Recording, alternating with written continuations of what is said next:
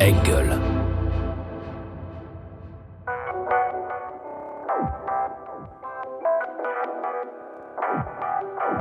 Oh shit, it's time for the featuring podcast, bro. Hey, c'est Driver, bienvenue sur le podcast featuring dans lequel je recevrai un invité spécial à chaque épisode. Rappeur, producteur, DJ, beatmaker, homme de l'ombre. Une vraie conversation d'1 heure remplie d'anecdotes comme tu les aimes. Et ça, je te le garantis. C'est clean. Featuring your favorite rapper's favorite podcast. Bienvenue dans Featuring le podcast. Featuring parce qu'on est toujours en featuring avec quelqu'un. Et aujourd'hui, nous sommes en featuring avec l'homme que l'on nomme Big Red de Raga Sonic et autres. Et on va revenir sur son parcours d'hier jusqu'à aujourd'hui. Allez. Big Red, comment vas-tu? Bien, et toi? Ça va, merci. Ça va, content de te recevoir. Tout va bien, ça fait plaisir d'être là. Voilà, en plus récemment, j'ai reçu Kamel d'Alliance Ethnique ici. Ouais, on m'a dit. Hein. Il a parlé de toi. Ouais. Donc à un moment donné, les nègres marrons aussi, ils ont parlé de Raga Sonic. Donc à un moment donné, il fallait que tu sois ici. Ouais, bah écoute. Hein. Voilà. Cool. Ici, on commence par le commencement. Et le commencement, c'est le moment où tu rencontres la musique. Okay. Je dis la musique en général parce que toi, il y en a plusieurs en vrai. Ouais. Voilà. Ben, moi, en parallèle, je suis placé dans des familles, dans le 7-8. Donc, je suis placé chez une famille qui s'appelle le Calvez. Et il y a un des fils aînés, Dominique, qui m'apprend le heavy metal, tu vois, genre petit, Okay. tu vois, genre, voilà. Donc, ACDC, moi, j'ai jamais trop aimé, tu vois, mais il m'explique bien, tu vois. Et puis, jusqu'à Metallica, tu vois, en passant par aussi le hardcore, Bad Brains, tout ça, qui m'explique, tu vois. Et là, je vois qu'il y a un lien entre... Il m'explique en gros qu'il y a un lien entre le blues et le heavy metal. Ok. Voire même le hardcore. Parce qu'en fait, le hardcore, c'est des accords de blues, en fait, qui jouent. Donc, voilà, ça m'a permis de comprendre certains trucs. On m'a aussi expliqué que... On m'a appris à comprendre la musique, mais pas forcément aimer, mais comprendre Ok. d'où est-ce que ça vient. Donc, à partir de là, moi, j'ai gardé ce processus pour évoluer culturellement dans la musique. En parallèle, j'ai une tante aux Antilles, tu vois, j'ai un oncle qui s'est marié avec une Antillaise, qui, elle, était à fond dans le reggae, tu vois. Et donc, elle m'a emmené voir un Splash à Paris, je crois, c'était en 83 ou 84, tu vois. T'as genre quel âge à ce moment-là? Bah, je sais pas, j'ai 9 ans, 10 ans. Ok, ouais, tu te retrouves dans un concert de reggae. Ouais, grave, Okay. je vois Denis, je vois plein de gens, toi. Et là, je suis croque du reggae grave avec ma totan, je vais au Tison avec elle et tout, je kiffe à fond. On va voir Alpha Blondie aussi. À Bercy, on va voir des trucs comme ça. C'est là, je suis à fond dans le reggae. Et dans une autre MIFA, chez qui je suis, une famille italienne aussi, tu vois. La fille aînée, Valérie, elle m'offre mon premier album de Bob Marley à mes 9 ans. C'était Rastaman Vibration. Ouais. Et là, j'ai vraiment plongé dans le son, quoi, musicalement. J'avais des petits soucis quand j'étais gamin, et la musique, ça me permettait de... Ok. Donc, je suis rentré vraiment pleinement dedans. Ok, donc là, t'es reggae. Mais tu comprends le métal. Oui, bien sûr. En parallèle, il y a le funk, il y a la soul. Tous les grands du quartier, de tous les quartiers écoutent que de la soul, que du James, donc GB's, Fatback Ben à fond. Si t'écoutais pas Total, tu vois. Les premières soirées, c'est soirées funk, tu vois, tout ça, ça un peu avant le début du hip-hop, tu vois. Et tu gardes ce truc d'analyse de la musique, par exemple, quand t'entends le funk ou la soul, la façon dont t'as expliqué le métal, en fait, on t'a formé à analyser la musique, tu vois. Grave, quand j'entends Jeannette, qui fait de l'électro-funk, par exemple, Janet Jackson, tu vois, moi, je sais d'où vient le funk, je sais que la base, c'est la soul. Quand j'entends Public Enemy qui sample des funky drummers, je sais que le funky drummer, il vient de James, de GB's, Fatback Ben, tout ça. Normal, après, très tôt, t'as ce truc-là où t'analyses la musique en même temps que tu... Voilà, pardon. Après, j'évolue avec des DJ, donc les mecs... Ok, ouais, là, il y a tout ce qu'il faut. Ouais, on va dire ça en gros, c'est ça. Mais bon, j'ai vraiment choisi le reggae, quoi, pour m'évader. Ok. C'est ce qui m'a touché le plus, en fait. Ok. Comment tu passes de auditeur à je veux faire? Eh bien, je fais des conneries et tout quand je suis ado, tu vois. Donc, il y a fois... Et puis, je finis par aller au Carpla à Bois d'Arcy, vite fait, tu vois. Mois et demi. Et puis, en sortant, je me suis demandé ce que j'allais faire. Je me suis projeté dans 10 piges. Je me suis dit, de quoi je vais vivre dans 10 piges? Et à ce moment-là, t'as quel âge? Ben, j'ai 15 piges. Ok. Je me dis, de quoi je vais vivre dans... J'ai 16 ans quand je suis sorti de Bois d'Arcy. Après, j'étais en foyer d'accueil d'urgence, des trucs de ouf et tout. Je me dis, de quoi je vais vivre dans 10 piges? Et je me dis, qu'est-ce que je sais faire? Rien. Qu'est-ce que je kiffe le plus? Le son. Donc, je me suis dit, bah, vas-y, level 0. J'attaque, je vais vers le level 1. Et je me donne 10 piges, parce que je savais que tout était cyclique un petit peu, tu vois. Je me donne 10 piges, je me dis, dans 10 piges, si j'ai rien lâché, j'aurai un mec qui a un level de 10 piges sérieux, et ceux qui n'auront pas fait le même travail que moi, je les bouffe. Voilà. Normal. Donc, je suis allé comme ça, 10, 20, 30, 35, 37. C'est quoi le premier truc vers lequel tu te diriges? Parce que là, tu me dis que là, t'es à fond dans le reggae. Ouais, tout à fait. Après le reggae, bon, j'ai un petit blocage au niveau de la pratique, parce que ça demande quand même une connaissance au niveau du chant. Ouais. Des notes. La mélodie. La maîtrise, tout ça, que j'avais rien du tout. Et donc, j'ai commencé par le rap. Ok. Parce que c'était beaucoup plus facile d'accès. Ouais. Voilà, donc j'avais déjà tes dreads et tout, mais je kiffais le reggae à 100%. En fait, j'étais un funky duel, en fait. J'avais pas de dread sur les côtés, tu sais. Ok. Palmier, tu vois. Je me souviens. Ouais, tu te souviens. Le reggae, c'était mon truc, mais je commençais avec le hip-hop, parce qu'en parallèle, tu sais, voilà, Nova, donc d'un côté Zelko, de l'autre côté Dynasty, on écoutait ça, toi, non-stop. Bien sûr. J'ai grandi avec ça en boucle. J'ai fait un peu la synthèse, où j'étais un peu là, une sorte de synthèse des deux. Ouais. De toute façon, je trouve que ces deux musiques, elles étaient assez cousines à cette époque-là. Cousines, tu vois. Kool Herc, c'est un Jamaïcain. Exactement. Donc, tu vois, donc voilà, le premier à mettre... J'ai des cassettes de son système de Sturgav, de son système de Yoroi, il date de 73. J'avais 1 an. C'est ouf. Donc, t'as déjà 2 platines, des effets, des tout. Et le mec Kanim, tu vois. Ouais. Ce qu'allait devenir le hip-hop. Ouais. On voit bien que c'est lié, quoi, tu vois. Bien sûr. Donc, tu te mets au rap, et qu'est-ce qui se passe pour toi? Tu es tout seul, un groupe? Eh bien, non, je suis tout de suite avec Crazy B, très tôt. Ouais, Crazy B. Avec Crazy B, avec Fast J, et avec Cool MC, et Doc Phil, puis alors un peu. Ouais. Et donc, avec Crazy B et Fast J, c'est deux buds de DJ, et des passionnés de vinyle. Donc, je traîne avec eux, je squatte chez eux, je dors avec eux. On se lâche plus. On fait un maximum de soirées ensemble, tu vois. On a été voir Mantronix au Rex en 87, tu vois. On n'a rien lâché, tu vois. J'ai tout fait, quoi. Du Rex, Globo, tout. Voilà, donc t'es vraiment dans ce qu'on appelle les balbutiements du mouvement hip-hop. Ouais, c'était un petit peu tôt, tu vois. Ouais. C'est un petit peu tôt. En même temps, Crazy B se préparait pour les compétitions de DMC, tu vois. Donc, à un moment donné, c'était Kamel, tu vois, vers 93, tout ça qui était sur MC, mais moi, juste avant, c'était moi, tu vois, le Palace. Donc, à un moment donné, avec lui, moi, je présentais son show, et puis on va en demi-finale à Londres, puis on va en finale à Amsterdam, et puis je vois Raga Twins. Ouais. Chez les PDP là, Raga Twins, we are the Raga, ils m'ont tué, ces bâtards. Ouais, donc, moi, je faisais déjà un peu de fast style, tu vois, Mais ils sont montés sur scène? Ouais, ils jouaient, tu vois, et moi aussi, je jouais. Même le présentateur, il nous a fait monter parce qu'on faisait du fast style, Ok. Bon, bref. Donc, je joue à Raga Tunes, et là, je me dis, ouais, c'est vraiment le truc que j'aime, quoi. C'est le reggae urbain, speed. Raga hip-hop, à un moment, on disait. Bitume, Raga hip-hop, tout un truc logique d'ici, pas mystical, tu vois. Ok. Voilà. Ça collait bien avec moi. Moi, la première fois que j'entends parler de toi, c'est Rapsonic. Ça arrive quand, à quel moment, par rapport au moment où tu as commencé à écrire, à rapper? Parce que c'est quand même C'était même disque. en parallèle, en fait. Parce que j'étais déjà avec eux, parce que moi, je suis sorti du truc en 88, pardon, de Bois d'Arcy, et Rapsonic est sorti en 89. Ok, donc ça va vite, très donc vite. le groupe existait déjà, mais moi, en parallèle, je faisais trop de conneries, tu vois, j'étais pas assez sérieux. Et puis, on s'est mis vraiment au sérieux, avec des mecs comme Prados, tu vois, des mecs de plaisir qui nous ont produits, qui avaient un studio, tout ça. Et bim, on balance le premier maxi. C'était un truc de fou de sortir un disque à l'époque. C'était rare, il y en a quasiment pas. Ouais, c'était, quand on y pense avec du recul, c'était un petit peu, c'est chelou même presque, tu vois, c'est, pas un miracle, mais voilà, vraiment, un coup de cul de ouf. Parce qu'à cette époque-là, il y a les freestyles de Radio Nova, les gens ils enregistrent en cassette, ça tourne partout. Mais les gens qui sortent des disques, il y en a quasiment pas. Ouais, voilà. Et encore moins des maxi. Je crois qu'on était le premier maxi 45 tours de Zulu Nation. Ouais, je me rappelle, il y avait le tampon. Le premier disque Zulu. C'était n'importe quoi, mais bon. C'était important de le mettre à l'époque.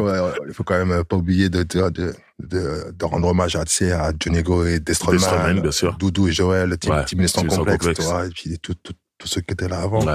Qui méritait bien sûr tout ça, quoi. Très bien. Donc ce maxi, Vas-y mets la dose, sort. Yes.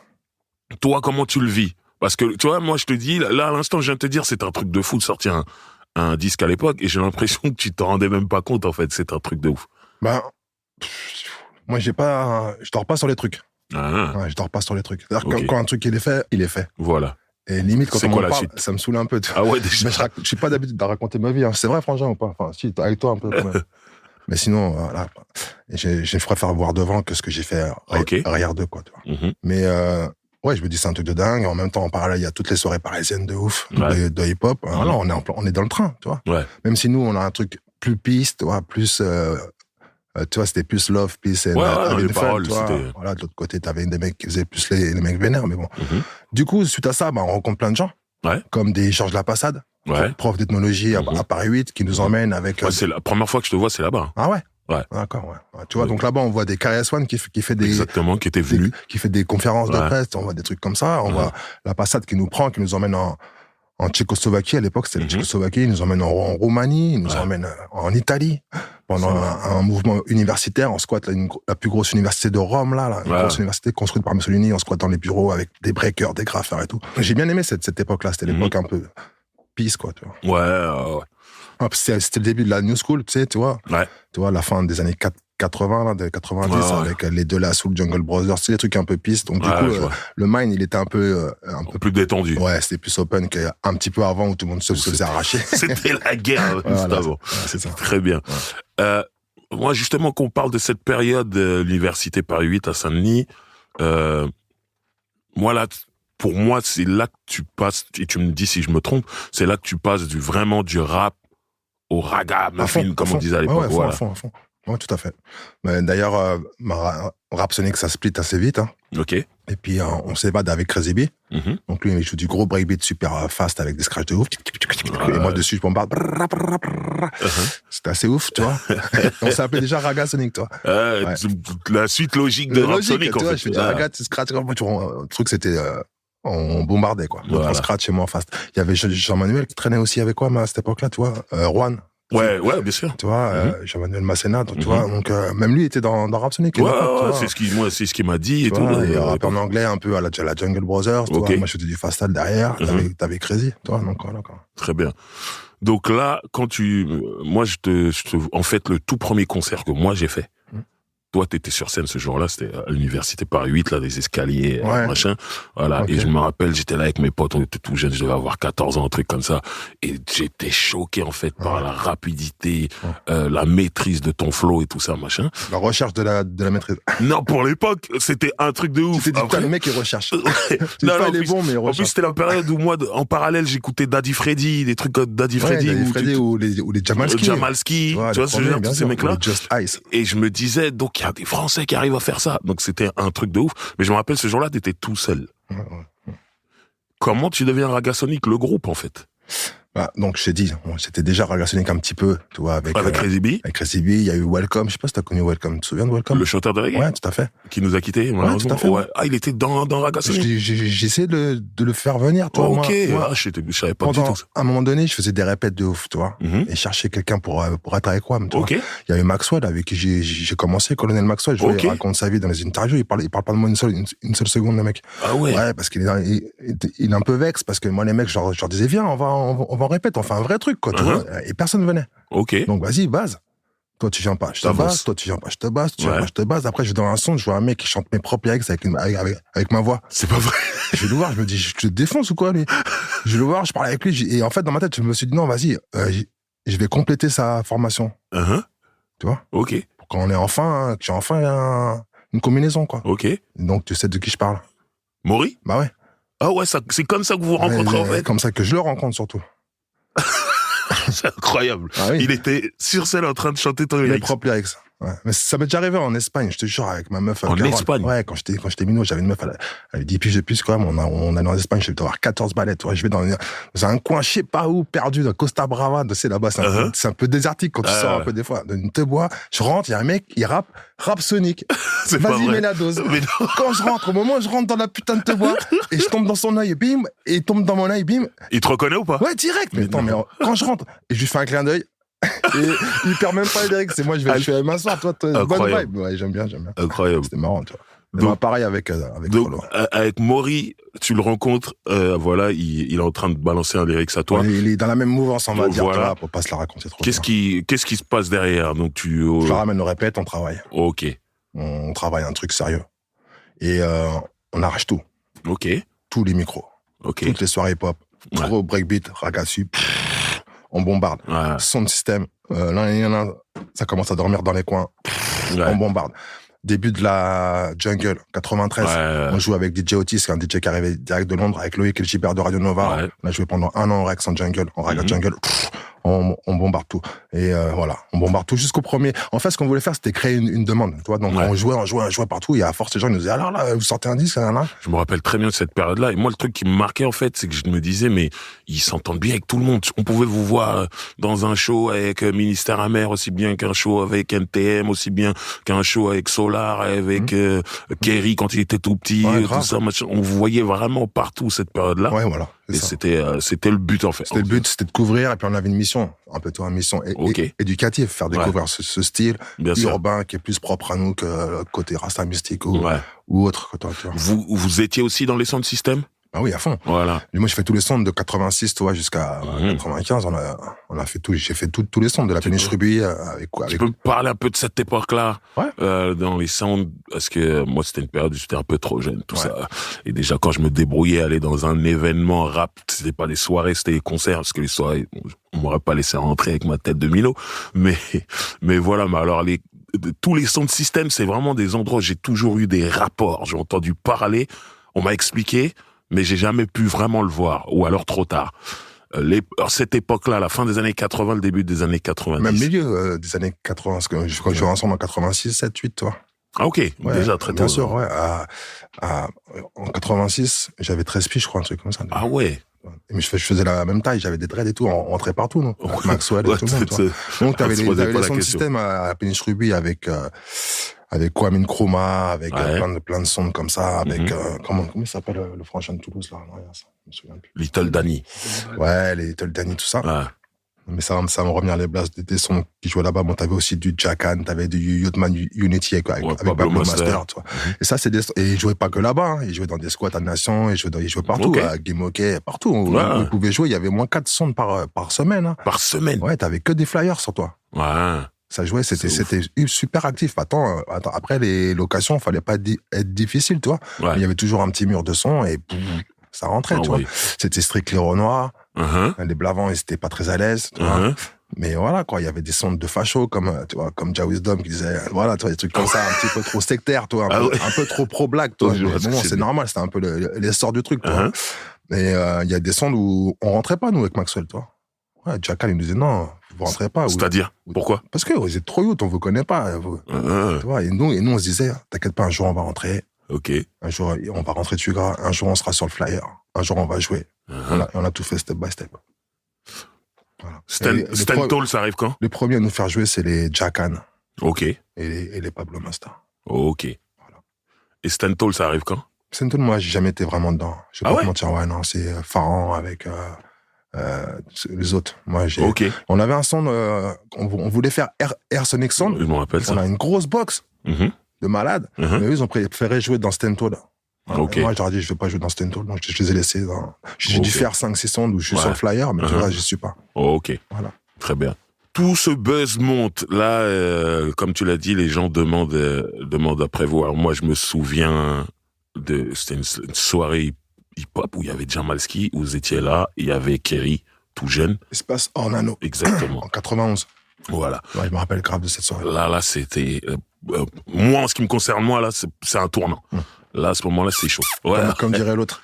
Exactement. Non, là, c'était vraiment brut de brut. Hein. T'aurais été à Brixton, t'aurais été dans le Bronx, ça aurait été pareil, ça aurait pas pu être brut. Mais ce qui est dingue, c'est qu'il y a Jamalski ce jour-là. Ouais. C'est un mec, pour ceux qui savent pas, qui est dans le fast style de ouf. C'est la fondation. Voilà. Et on peut se dire, bon, il va y avoir des Français, ça va être tendu à côté. Et vous étiez sur la même marche pour moi. Ouais, presque. Ouais, et c'est là où je me suis dit, ah ouais, eux, ça rigole à peu près. C'est cool. Jamalski, pour moi, je fais pas la science infuse, hein, mais pour moi, de mon point de vue, c'est le premier à faire vraiment ce style de raga en fast style sur des gros breakbeat hip-hop. Ouais.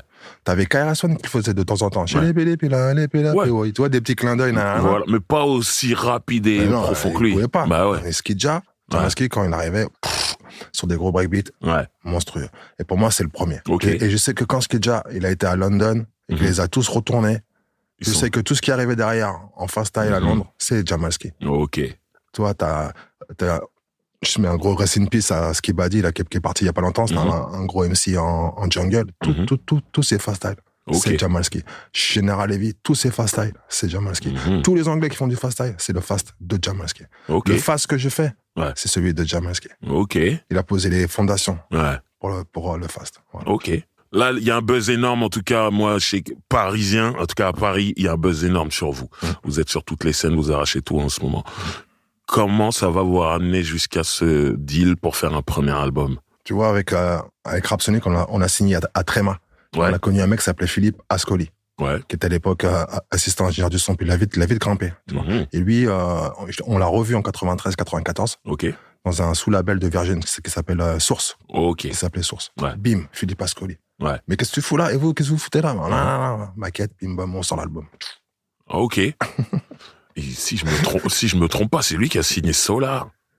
Chez Polydor, il me semble, à l'époque. Possible. Il me semble que c'est lui. C'est possible. Et justement, Solar, il y a ce morceau sur son premier album. Raga Jam en 91. Qui est une dinguerie sans nom. Et ça, c'est avant votre premier album. Donc ça aussi, ça participe au buzz, à l'attente et tout. Moi, je sais que ce morceau, même ceux qui aimaient pas l'album de Solar, ils aimaient ce morceau.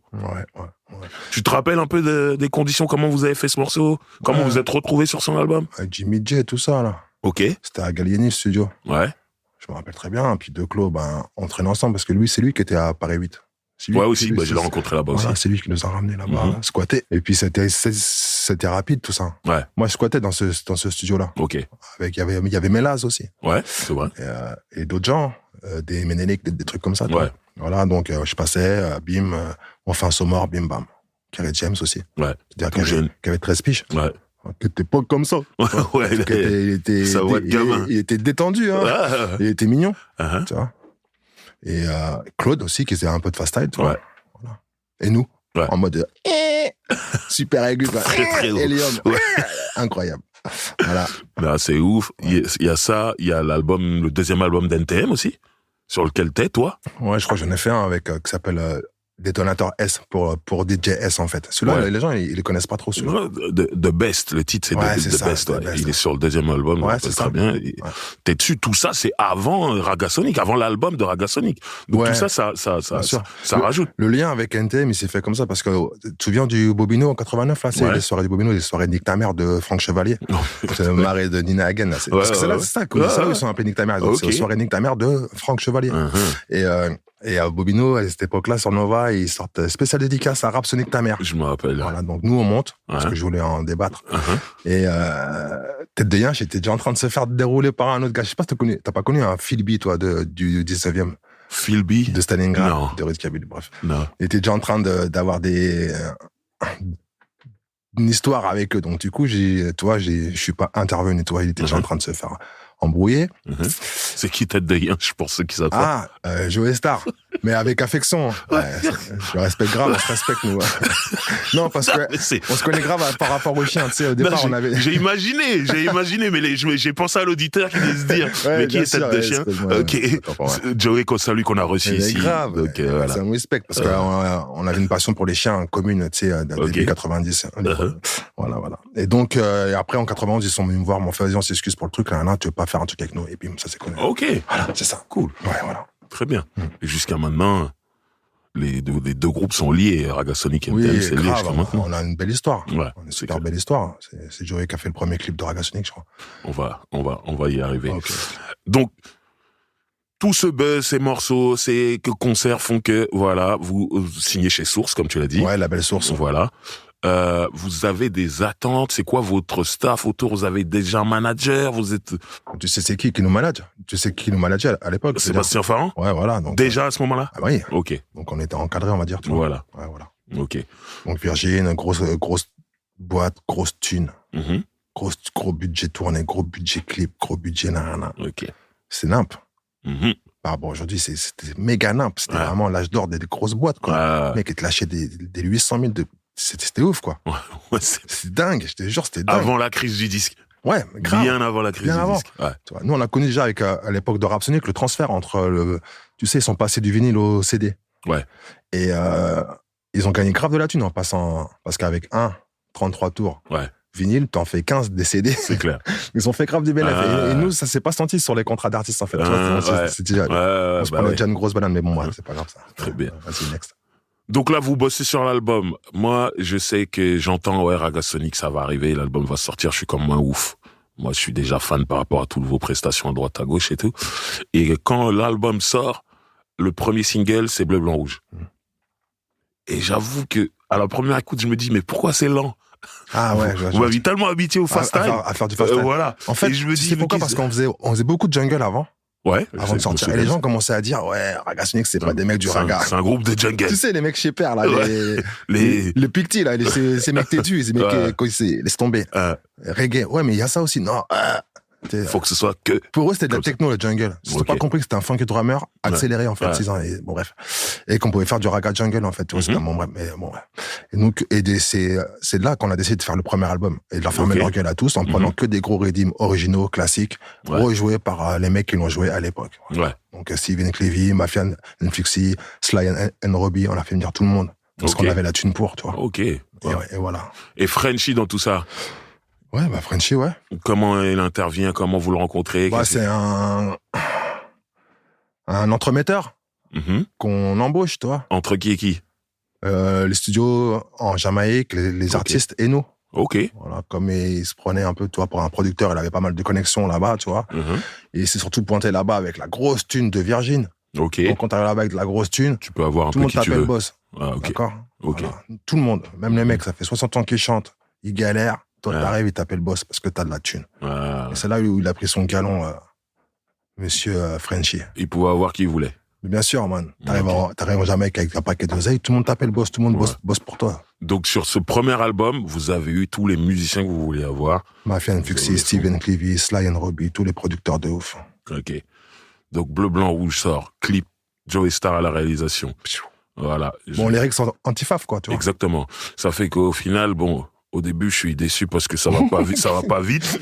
mais, là, je suis un gamin encore. Je suis un gamin. Toi, tu voulais du ouais, voilà, je voulais que ça débite, mais après, au final, j'écoute, je dis non, mais le morceau, il est charmé, en fait. C'est un truc de ouf. Et, même, c'était un choix. Le rythme, au final, je le trouve tellement hardcore, en vrai. Je sais pas c'était quoi, c'était Stalag ou un truc comme ça, je sais plus. Tu parles de Bleu, Blanc, Rouge? Bleu, Blanc, Rouge. Ouais, je sais plus c'était quoi. Mais t'es lourd. Je le trouve super hardcore, en vérité, le morceau. C'est-à-dire que, je suis fâché pendant un mois. Ouais. Le deuxième mois, je suis comme un ouf. Je dis non, mais en vérité, le morceau, il est ouf et tout. Tu peux pas faire et du fast style et du lyrics engagé, toi. C'est vrai. À un moment donné, t'es obligé de faire un petit compromis, tu vois. Qu'on comprenne les paroles. Là, on voulait vraiment faire un truc anti-faf, tu vois, avec nos gueules et représenter, parce que t'as vu, c'était à cette époque-là, le contexte, tu le connais très bien. Bien sûr. C'était le même qu'aujourd'hui, mais nous, on avait encore de l'espoir à l'époque. Aujourd'hui, c'était... En tout cas, le morceau très, très lourd. Et il y a un autre single qui est J'entends parler. Le morceau sur le sida. Et moi, j'arrête pas de dire qu'à l'époque, dans les années 90, beaucoup d'artistes, de rappeurs parlaient du sida. Et je trouvais que c'était les morceaux les plus chiants. Ouais, tout à fait, c'est possible. Et je trouve que vous avez réussi à parler du sida sans que ce soit chiant. Bah écoute, vraiment. Tant mieux. C'est-à-dire les mélodies qui sont dessus, refrain, couplet, même comment c'est écrit, et super clip d'ailleurs, sous la pluie. Grave, l'eau froide. L'eau était froide. Toi, t'es capuché, t'es bon. Toutes les fumées. Ça devait dire. Excuse-moi, ma grande. Non, c'est des détails qu'on aime savoir. Donc, c'était caillé ma race. Non, mais toi, tu vois pas, t'avais pas de capuche, toi? Je sais pas, il semble que t'es capuché. Je crois que j'ai eu la crève après. Mais qui a eu cette idée? Je sais pas, le mec qui a fait le clip. Je sais plus qui c'était. Genre, il fait chaud, il pleut, c'est une pluie tropicale. Voilà. Et à Paris, en fait, toi, niqué, quoi. Je vois. C'était marrant. Voilà. En tout cas, ces deux morceaux-là, ils sont joués en radio. Ouais, à fond. Tu sens le vent tourner par rapport à ces moments où on te refusait l'entrée de certains sound systems? Oui, je sens qu'on prend une dimension on prend une dimension sérieuse. On est respecté par certains médias. Ouais. Après, nous, en parallèle, faut pas oublier qu'on a rincé toute la France. Ouais. On a fait des tournées de malade mental. Avec devant des gens qui nous regardaient comme ça. What the fuck? Ça veut dire... C'est-à-dire que Raga, ils connaissaient pas. C'est ça que j'allais dire. Ça veut dire que là, tu parles de concert, ce genre de concert où vous jouez devant un public qui vous connaît pas, en fait. Ça n'existe plus aujourd'hui, ce que j'essaie de te dire. C'est ça. C'est pour ça que c'est important d'expliquer. Ils connaissent pas ce qu'on fait. Ils savent pas. La musique, rien. Ils sont venus pour peut-être un artiste qui joue le même soir. Ils viennent par curiosité, mais ça, ils connaissent rien. Ils sont venus pour apprendre. Là, on est en mission, nous. Ouais. Pour ça, moi, je dis, je suis un MC en mission depuis toujours. On est là, on leur apprend un nouveau son avec des nouvelles techniques, un truc qui est sérieux, qu'on n'a pas inventé nous, qu'on essaie de représenter, pas à la française, en français. Ouais. Nuance, tu vois, un truc. Et là, on est clairement en mission. Alors, à la fin, les gens, ils sont en transe, toi, mais pendant tout le truc, ils sont comme ça. Qu'est-ce que, what? Hein? Impossible à suivre. Normal. Mais à la fin, ils kiffaient. Et on a fait un gros travail de fond. Énorme travail de fond. Le même qu'on a fait à Paris, on l'a fait dans le reste de la France. Mais vraiment, tu vois, même, on joue en province dans des bleds, les gens, ils nous traitaient de fachos. Ah ouais? Avec le morceau bleu, blanc, rouge. Ouais. Tu sais, ils comprenaient pas. Ils comprenaient pas. Ils ont pris dans l'autre sens. Après, c'est normal, tu vois. Une gueule comme Amen qui dit ouais, bleu, blanc, rouge, c'est pas les couleurs de mon drapeau. Parce qu'ils savent pas que je suis français, né en France, de parents français. Ils vont pas se dire, en fait, il est Céfran, mais il est pas reconnu par les Céfrans tant que Céfran. Bon, bref. Ça a prêté à confusion un petit peu, toi, des fois. Mais bon, il y a eu des problèmes comme ça? Non, c'est pas des problèmes. Il y a eu des petites confusions. Mais pas de problèmes. Ok, très bien. Donc, ça, c'est un peu le truc avant l'album où vous faites vos trucs. Mais une fois que l'album est sorti et qu'il marche en plus, vous partez en tournée. Là, c'est votre tournée à vous. Là, ça doit être la folie. Tournée avec des moyens. Vous avez des musiciens derrière? On a le Rough Cut Band. Qu'on joue avec tout le monde. Dennis Brand, Isaac. Et qu'on a la chance, avec qui on a la chance de jouer. C'est un truc de ouf. C'est eux les grands, c'est nous les petits. Tu vois? Donc, ils nous drivent. Ils nous apprennent la scène. Ils nous apprennent à faire des low, mix. Tu vois, truc comme ça. Fameux. Voilà, tu vois. Pas les pull-up pour rien, tu sais, les gens qui pull-up alors que personne gueule dans la salle. Normalement, un pull-up, c'est quand tout le monde gueule, ils sont fatigués, tu peux même plus entendre le son. Il se reposer, il a donné. Des fois, moi, je vois des concerts de chanteurs de dancehall, ils arrivent, ils montent sur un morceau, ils sautent partout. Ils sont possédés par Jah, ils sautent et partout. Ça dure 30 secondes. C'est ça, mais c'est ça le problème. Si tu réagis pas dans les 30 secondes, ils sont dead. Et ils pull-up tout seuls. Ils crèvent devant toi. C'est pas le public. Et ils tournent le dos. C'est ça, c'est les 30 secondes là, il a tellement sauté le mec qui pull up. Il meurt. S'il continue, il meurt. Du coup, il tourne le dos, il pull up, il raconte sa vie, il marche tout seul. Et il regarde par terre, et comme il cherchait ses clés, je sais pas. C'est chelou ce qu'ils font. Normalement, le pull-up, c'est les gens, ils gueulent tellement que t'entends même plus le son. C'est ça. Et là, t'es obligé de pull-up. C'est ça. Non, c'est important d'expliquer ça. C'est pas n'importe comment. Un pull-up qui se respecte. Voilà.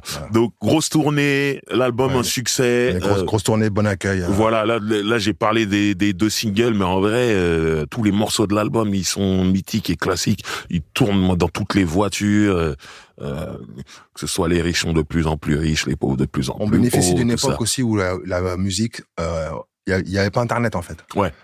Quand tu t'achètes un album, tu le saignes pour de vrai. Tu l'achètes, tu le regardes, tu le touches, tu le sens, tu l'ouvres, tu regardes. Ok.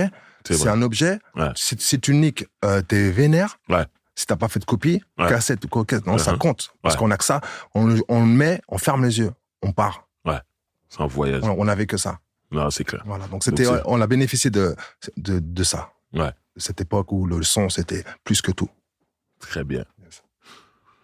Donc, on avance. Là, maintenant, vous êtes, en plus, il y a NTM qui est venu sur votre album en plus, sur Aiguisé comme une lame. Donc, on avance là. Vous êtes, pour moi, en un album, vous êtes déjà confirmé, certifié, et on attend la suite. Avec un gros travail de fond qu'il y a eu avant. Oui, du coup, quand ça arrive, on est bien en place. Mais c'est important que tu dises le travail de fond qu'il y a eu avant, parce que, bon, aujourd'hui, c'est différent avec Internet. Je pense que l'équivalent, ça se fait sur Internet et tout. Mais des fois, t'as des gens qui sont en dehors de nos musiques et qui comprennent pas quand ils regardent le top album, qui voient un groupe qui sort son premier album et qui le voit très haut, en fait. Et souvent, ils peuvent se dire, mais je connais même pas ce groupe, ils ont triché, ils ont machin. Alors que non, en fait, il y a eu un gros travail. Vous êtes allé dans toute la France, vous avez fidélisé des gens. C'est ce qui a fait que. On les a pas instruits parce que c'est vraiment péjoratif comme terme.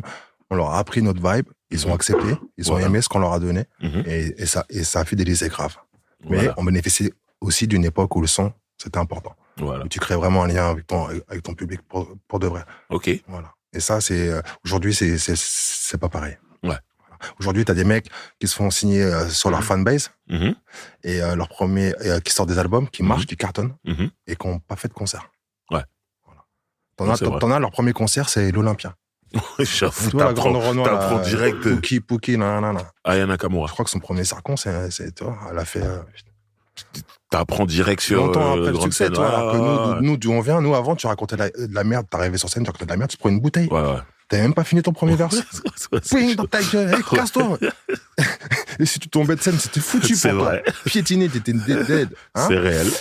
Et là, c'est une inversion d'épaule quand C'est même, ça. totale. Et c'est surtout, avant de faire ton premier album, t'avais déjà fait beaucoup de concerts. En vrai. T'avais créé une demande. Hein. T'étais déjà prêt? Y a pas de tarif, tu fais genre c'est moi, j'ai mon album et mon clip, Ouais. on te nique ta race. Ouais. Et C'était important. Fallait pas rater fallait la scène. répondre à la demande. Exactement. Suite à la demande, tu sors ton album et là les gens sont contents de te voir parce qu'ils demandaient. Et là, carton plein. Très bien. Ok, frangin, laisse-moi. Donc du coup, grosse attente sur le deuxième album. Vous travaillez comment? Vous avez une pression? Non, zéro. Non, c'est zéro pression, on est bien. On touche du genre, on voyage, on nous dit qu'il y a un album à faire, on le fait, bim bam. Ok. On va en Jamaïque, on va à Londres. Ouais. On s'éclate total. Voilà. Donc zéro pression, deuxième album, Raga Sonic 2. Vous aviez pas d'idée pour le titre? Non, mais moi, à titre personnel, je suis nul en titre. Ok. Donc, Il y a quelqu'un qui confirme. Ouais, il confirme grave. Et je crois que j'ai proposé 2, je vais pas te mentir. Et ça a arrangé tout le monde. Hein. J'étais pas tout seul. Hein. Écoute, ça peut marcher. J'étais pas tout seul. Ouais, j'ai pas imposé le 2. Ok, voilà. Ouais, tout le monde était d'accord. Très bien. L'album sort. Il me semble que la bande originale du film là, d'Alain Chabat, c'est avant. C'est avant le deuxième album. Non, je crois que c'est sur le 2. Hein. De Didier, là. Ouais, exactement. Ouais, ça sort le 2, ça. C'est en même C'est temps. la part du deuxième album. Hein. Voilà, ok. Donc il y a Faut pas me prendre pour un âne, qui prend directement en radio, tout ça. Ouais, parce que un peu mainstream, tu vois. Ouais. Open mind, quoi. Enfin, ouvert, quoi, pour les néophytes. Et puis voilà, quoi. Bon, après, pour ceux qui connaissent vraiment le reggae, le Redeem, il était classique, joué par les originaux. Donc, tout le monde fermait sa gueule. Côté reggae. Ouais. Et puis après, côté lyrics, refrain assez mainstream, tu vois, vraiment simple à comprendre. Et puis après, dans les lyrics, c'est un petit peu plus pointu. Ouais. Voilà, tranquille. Avec ce clip à Los Angeles, c'est à Los Angeles, le clip? Ouais, faut comprendre pour un âne, c'est possible. Ouais. Ouais, il me semble. Je reconnais le soleil et la lumière. Yes. C'est une lumière spéciale. C'est là où on arrive avec un avion. Là. Exactement. Ouais, c'est ça. Ça est, les premiers voyages. Ok. Je sais qu'elle est, toi. On va en parler. On est obligé. Ça marche. Très bien. Donc, du coup, cet album sort, il y a le morceau avec Soupa John, Laisse le peuple s'exprimer aussi, très gros morceau. Super morceau. Le clip en Jamaïque. Soupa John, c'est un don. Hein. Non, il faut lui donner ses fleurs. Mais les gens savent pas. Il faut lui donner ses fleurs aujourd'hui. Les gens savent pas. Ouais. Mec. Il est là depuis tellement longtemps. Mec, en 87, 8, je voyais, il avait des dreads jusqu'aux chevilles, en survette, avec des mocassins en cuir. Et il chantait en anglais comme personne. Il était classé dans le top 10, le charts reggae anglais. Wow. Avec un morceau qui s'appelait Money Can Buy My Love. Incroyable. Money Can Buy My Love. Money Can Buy My Love. Incroyable. Une diction de malade. C'est pour moi, c'est le meilleur chanteur de Lovers. Ouais. Tu captes? Il avait un high fucking level, man. C'est clair. Il avait un putain de, pardon. Non, on peut ici. Il avait un putain de level. Comme personne n'a eu depuis. Ouais. Tu vois. À part peut-être, un autre gars, mais bon. Maintenant, mais sinon, vraiment, bon, après, il a fait ce qu'il a fait, tu vois. Ouais. Non, mais Soupa, grand artiste. Moi, je suis vraiment un enfant de Radio Nova, moi, le Dynastyle. Et je l'ai entendu passer, il était passé là-bas avec son ne venez pas me tester, ne venez pas me tester. Voilà. Bon, ça, c'était ton truc en français. Ouais. Mais en UK. Ouais. En anglais, en Lovers, sur un Redeem reggae, à la Frankie Paul, à la Sanchez, ok? Vraiment high level, man. Ouais. Non, je connais bien le monsieur, donc c'était important. Après, c'est un mec, attention, Rastating. Gros concert. Ouais. Allez-y, les gars, c'est à vous. Ok, c'est Soupa qui ouvre le show. Hein. Il est où, Soupa? Je monte l'escalier, il y a une porte vitrée avec plein de gens qui font « Raga Sonic, ouais, cool et tout. » Et je vois pas Soupa John. « Hey, Big Red !» J'ouvre la porte, le mec lui passe le micro, il monte. Wow. Les gens, Soupa John, il faut le suivre, man. C'est incroyable. Il est incroyable, ce mec. Mais mon talent pur. On va dire qu'il est spontané. Ouais. Talent pur. C'est mon gars, Soupa. Grand respect. Donc voilà, l'album est un succès aussi. Là, pareil, vous avez confirmé. Ouais, double disque d'or sur chaque. Bim bam. Voilà. Donc c'est beau, on se dit que tout se passe bien, tout marche bien. Ouais. Et là, la vie elle rentre en jeu. Voilà, on a reçu Sébastien Farran ici, qui nous a raconté une fameuse histoire où vous partez aux Antilles, et il y en a un qui rentre pas avec vous. Possible. Voilà. Moi, je suis rentré. Voilà. Ouais. Et de ce qu'il expliquait, c'est à peu près là que ça a créé la discorde entre toi et Maury. Possible, ouais. Ouais. Tu peux me parler de cette période-là? En interne ou professionnel? Les deux? Interne, ça va rester interne. Ok. Professionnel, par contre, on a dévié. Il a pris une autre branche. Je sais pas ce qui s'est passé. Mm-hmm. Il s'est pris pour un, je sais pas. Il a pris un chemin. C'était pas le mien. Que j'ai pas trouvé logique. Mais bon, chacun sa route, toi. Moi, je respecte si tu tiens ta route. Ok. Tu vas jusqu'au bout, ok, tranquille. J'ai pas remis ça en question. Mais le fait est que le chemin qu'il a pris, ça nous a éloignés professionnellement parlant, tu vois. Et ce qui fait qu'à Paris, on doit faire la fête de l'UMA. Ouais. J'arrive sur scène. Il est où, Maury? Il est pas là. Il est pas en ce franc. On sait pas où il est. Ah ouais, c'est cette fameuse période, en fait. Bah ouais, ma gueule. Ok. Et c'est là où il était là-bas, là. Et il y avait la fête de l'humain. C'est la fête de l'humain, ma gueule. Ah ouais. Et moi, je venais de perdre mon beau-père, donc je me suis rasé la tête, donc j'arrive sans dread et tout. Je fais, il est où, Trollo? Ah, il est pas là. Qu'est-ce qu'on fait? Je vois les musiciens, je vois le tourneur, je vois le label, je vois les gens. Ah, je fais, putain, là, dans la merde, man. Donc, je suis obligé de faire les premiers couplets. Ouais. Et refrain, et puis next, tu vois. Ouais. Je fais ça pendant une demi-heure, puis j'explique aux gens après que voilà, je m'excuse, je peux pas faire plus, le mec il est pas là. J'enlève ma capuche, les gens ils me voient sans dread. Ils me regardaient, ils faisaient non, quoi. J'ai fini par faire un wall et je me suis barré, mec. Ah ouais. Oh, rockstar. Non, mec normal. Oh merde. Voilà. Ok. Voilà. Ok. Moi, je te dis la vérité, cette période où on me dit Ragasonic sont séparés, vous m'avez arraché le cœur. Qu'est-ce que tu dis? Un groupe, c'est fait pour splitter. Hein. En vrai, aujourd'hui, je le sais. C'est la logique d'un groupe à un moment donné. Aujourd'hui, je le sais, je vois, en général, à part une ou deux exceptions, tous les groupes split. Non, ils ont tous splitté. Ah ouais? Après, ils sont en interne ou pas. Ouais. Tu vois. Ouais. Voilà, Il y en a qui se tolèrent devant les gens. Après, ça se remet, ça se rabiboche, ça a des projets en commun, mais ça se split. C'est plus un groupe comme au début. Je vois ce que tu dis. Ah ouais, parce que le début, c'est le début. Ouais. Et le milieu, c'est le milieu, et la fin, c'est la fin. On n'aura plus jamais un début. Voilà. On est d'accord. Comme la première clope ou le premier joint, Ouais. première dose de drogue, n'importe quoi. Premier cognac. D'ailleurs, en parlant de cognac, parce que là, je vois de l'eau, là, c'est bien beau. Le packaging, il est stylé. C'est vrai, je crois que c'était de l'eau de Cologne. Ouais, non, j'avoue, la bouteille, on dirait un parfum. Merci, frangin. Très bien. Bon, bah voilà, donc ça arrive. Ça pose un réel problème. Ouais. Parce qu'on peut plus honorer nos contrats. Ouais. L'autre, il s'est fait péter pour une durée, on savait pas pour combien. Indéterminé à ce moment-là. Tout à fait. Donc, ça a tout niqué. Ok. Je vais pas te mentir. En ce qui concerne Ragasonic, sur le moment. Oui, bien sûr. Voilà. Parce qu'après, t'as vu, on s'est remis en 2012. Bien sûr. Je te raconterai, tu verras, c'est incroyable. Mais pour le coup, voilà, ça a tout niqué. Voilà. Moi, je te dis à ce moment-là, je te dis, mais non. En plus, tu sais, dans tous les groupes, en général, les auditeurs, ils ont un préféré. Et vous êtes un des rares groupes où j'avais pas de préféré. Ouais, j'aimais vraiment les deux. La combinaison était voilà, bonne. C'est ça. Fait, Et je peux pas dire non, lui il est plus fort ou truc. Non, pour moi les deux. C'est-à-dire que quand vous vous séparez, tu sais, quand il y a un groupe qui se sépare et que t'as déjà ton préféré, tu dis c'est pas grave, je vais suivre mon préféré. Tout à fait. Mais là, moi j'étais et là vous partez sur des solos et moi je vous suis tous les deux vraiment. Et les solos c'est pas Ragasonic, tu comprends? Non. Les solos c'est solo. Merci beaucoup, ta sœur. Et c'est logique en vrai. Tu veux une paille toi pour ton verre parce que je vois que t'as du mal à finir ton cognac. T'en remets un, tranquille. T'as pas ramené une paille pour driver. Tranquille, non, ça va aller au sirote. Chin. Ah, stupide. Ok, let's go. Donc ouais. Quand vous partez sur des solos, comme t'as dit, c'est pas du Ragasonic. Mais je pars sur un solo parce que pendant que je suis sur mon solo, lui, il est encore là-bas, toi. Ah. Moi, j'enquille. Ouais. Parce que je connais pas le délai de l'autre. Ouais. Tu peux pas attendre. Je peux pas, faut que je rentre des sous. Faut que je travaille, faut que Bien sûr. J'enquille sur un solo cash. Voilà. Ok. Et ça sera Big Redemption. Ouais, 99. Voilà. Où moi, l'album, je l'achète direct. Je l'achète. Je mets mon argent.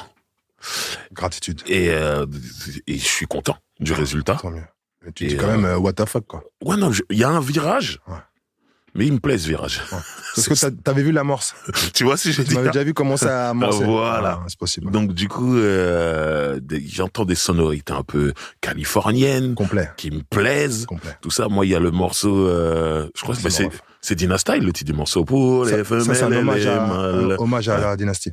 Un peu, C'est exactement. Avec un beat à la Two Life Crew. Two Life Crew, Miami Bass, tout ça. Moi, c'est des trucs que j'écoute sans blague. Beaucoup. Qui fait grave. Tu vois ce que je veux dire?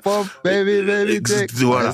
Donc, en vérité, dans ce morceau, il y a énormément de codes qui me parlent. De références. Exactement. Ça veut dire que ce soit la musique qui est de la Miami Bass, à la Two Life Crew, ça me parle.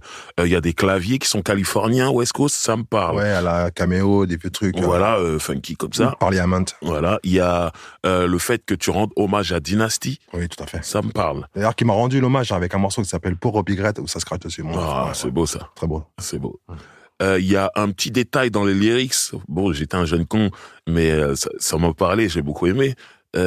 Tu nous fais chier avec ton Wu-Tang pourri, mets-nous du Black Funk G. Ouais. J'étais d'accord avec toi. Bah ouais, je sais. Moi, je kiffe Wu-Tang, avec tout le respect. Moi aussi, maintenant. Je kiffe Old Dirty. Mais à l'époque où tu dis ce lyrics-là, moi, j'aimais pas. J'aimais pas non plus. Voilà. Il m'énervait. Voilà. C'est avec le temps que j'ai appris à kiffer En Wu-Tang. plus, moi, je suis passionné de films chinois et tout ça, et je voyais, ça racontait 36e chambre et tout. Je dis, allez, c'est bon, vous connaissez rien. Arrêtez de vous la... Si ça racontait Shaw Brothers, c'est tout, tu sais, les mecs qui ont sorti tous les films de Kung Fu. Moi, j'ai tout vu, tu sais. Je cramais leurs petits trucs. Mais il y avait que Old Dirty qui était vraiment, pour moi. Ouais, elle était ouf. Tu sais, barré, quand il était ouf, c'était bâtard. Moi, mon rappeur, c'était Raekwon, moi, de c'est Wu-Tang, vrai? ouais. C'est-à-dire, moi, Wu-Tang, le premier album, j'ai pas aimé, mais quand Raekwon a sorti son album solo, qui est un faux solo parce qu'il y a Ghostface qui est là, par contre, j'ai dit, ah non, là, cet album, il est ouf. Lourd, hein. Ouais, vraiment. Mais, j'étais pas un grand fan de Wu-Tang, je le suis devenu avec le temps. Et ça fait qu'au moment où tu sors ce lyrics, je suis d'accord avec toi. Parce que je suis pas un grand fan de Wu-Tang et je suis un grand fan de G-Funk. Parce qu'on a grandi avec le funk. Et pas la funky, mais couilles. Le funk, tu vois. Et le funk, comme celui qu'on aime, il vient de la côte ouest. Caméo, par exemple, ça, toi, tu captes. Et donc, c'est pour ça que ça t'a parlé. Moi aussi, tu vois, j'ai grandi là-dessus. Donc, voilà. Donc, j'ai vraiment beaucoup bossé avec Rude Lion, qui repose en paix. Grave, on l'a sorti. Il était enfermé à l'époque, on l'a sorti, toi, avec les gros moyens de Virgin. J'ai mis ça maille bien, j'ai mis super bien. Cet album-là, il a coûté 1,5 million de francs. Ah ouais? Ouais. Ça va, tu t'es mis bien. Je t'ai dit, mec, t'étais à l'aise. C'était une grande époque. Il y avait de l'argent. Ils ont pas connu ça, les youths. C'était nimp. Il y a de l'argent. Attention, j'ai mis du temps à rembourser. Le dernier centime. Ah ouais. Non, mais attention, c'est important d'expliquer aux gens que quand tu dis rembourser, c'est sur tes ventes. Oui, quand t'as une avance, voilà. Non, mais parce que là, on a l'impression que c'est toi, tu vas travailler, tu donnes ton argent pour rembourser. Non, c'est important. C'est sur les ventes, pas sur la bicrave. Voilà. Je bicrave pas. Voilà. Donc, c'était que sur le son. Voilà. Nickel. Important. Voilà, donc c'est un album de ouf. Donc, on a été 1 mois et demi à LA. J'ai pris mon pote avec moi. On a été 1 mois et demi à London. On a été 1 mois et demi à Kingston. Ouais. Voilà, c'était le grand tour. Tous les bons mixé avec Chris Puram qui mixait DJ Quick. T'as compris? Je suis mon pote Cartoon, je suis mon pote Esteban à LA, après j'étais à London, après j'étais à Kingston pour les mix de reggae. Ouais, c'était la belle époque. Mais tu vois, c'est tous ces trucs californiens, ce truc West Coast qu'il y a autour de toi, à ce moment-là, moi, ça tombe une période, et j'en ai parlé avec Sébastien Farran ici, ça tombe une période où Sébastien Farran parle à ma directrice artistique en disant Driver, on a un manager. Et j'en avais pas à l'époque. Et elle dit non. Et elle dit j'aimerais bien qu'il en ait un. T'as bossé avec? Et Sébastien, il dit arrange-moi un rendez-vous avec lui. J'aimerais bien être son manager. Donc ma directrice artistique chez Polydor me dit Sébastien Farran chez Universal, c'était quelqu'un. Ah, mais à l'époque, il pesait. Tu vois ce que je veux dire? Chez Yamaha aussi, parce qu'avant, il était Yamaha. Ouais, exactement. Donc, du coup, comment elle me dit ça? Elle me dit, Sébastien Farran, il veut te voir, tu te rends pas compte, c'est un truc de ouf et tout. Moi, je suis très, très détaché de tout ça à ce moment-là. Et je me dis, vas-y, si tu me dis que c'est important, ok. Il dit, il aimerait te manager. Je dis, vas-y, moi, je vais l'écouter. Moi, à ce moment-là, j'ai pas de manager parce que j'ai eu une mauvaise expérience juste avant. On s'est tous fait carotter par un manager. Voilà. Non, moi, c'était même pas carotté, c'est... Ah bah... On raconte pas tout, Ok. Bref, du coup, je rencontre Sébastien. Donc, il m'explique un peu sa vision pour moi, son plan. Et je te cache pas que il me parle, je l'entends pas. Jusqu'à ce qu'il me dise, tu vas travailler avec Big Red. Vous aimez la West Coast tous les deux. Je dis, je peux t'avoir Corrupt du Dog Pound. Quand il m'a dit ça, je l'ai écouté. Ouais, je vois. Tu vois ce que je veux dire? Et c'était vraiment un peu ce bâtard. Non, mais sûrement. On n'a pas bossé ensemble. Ouais. Mais c'est vrai qu'il pouvait avoir des connexions. Tu vois? Qui pouvaient t'intéresser grave. Donc, du coup, quand il me dit ça, il me dit Big Red, il me dit Corrupt. Pour moi, les deux, c'est la même chose. Incroyable. C'est la même chose. Non, mais là, t'abuses. Non, vraiment. C'est le cognac. Et... Non, parce que Corrupt, je suis un grand fan je suis un grand fan d'DPG, il n'y a pas de problème. DPG, je suis un grand fan. Okay. Mais je suis un grand fan de Raga Sonic aussi. Ouais, tu vois ce que je veux dire? Donc, quand il me dit ça, je commence à me dire, et s'il devenait mon manager, en fait? Ouais. En plus, c'était quand même le meilleur de l'époque, je vais pas te mentir. Il était big, je sais. Franchement, c'était le meilleur. Mais en fait, quand je rentre chez moi, je réfléchis et en fait, j'ai plus confiance en personne, en fait. Et tu l'as pas fait? Je l'ai pas fait. Et tu t'es pas fait carotter par Pharaon? Non, par personne. On applaudit bien fort. Respect, man. Non. Parce que nous, on s'est tous fait jusqu'à la moelle épinière. D'ailleurs, je dois me faire opérer de la moelle à cause de lui.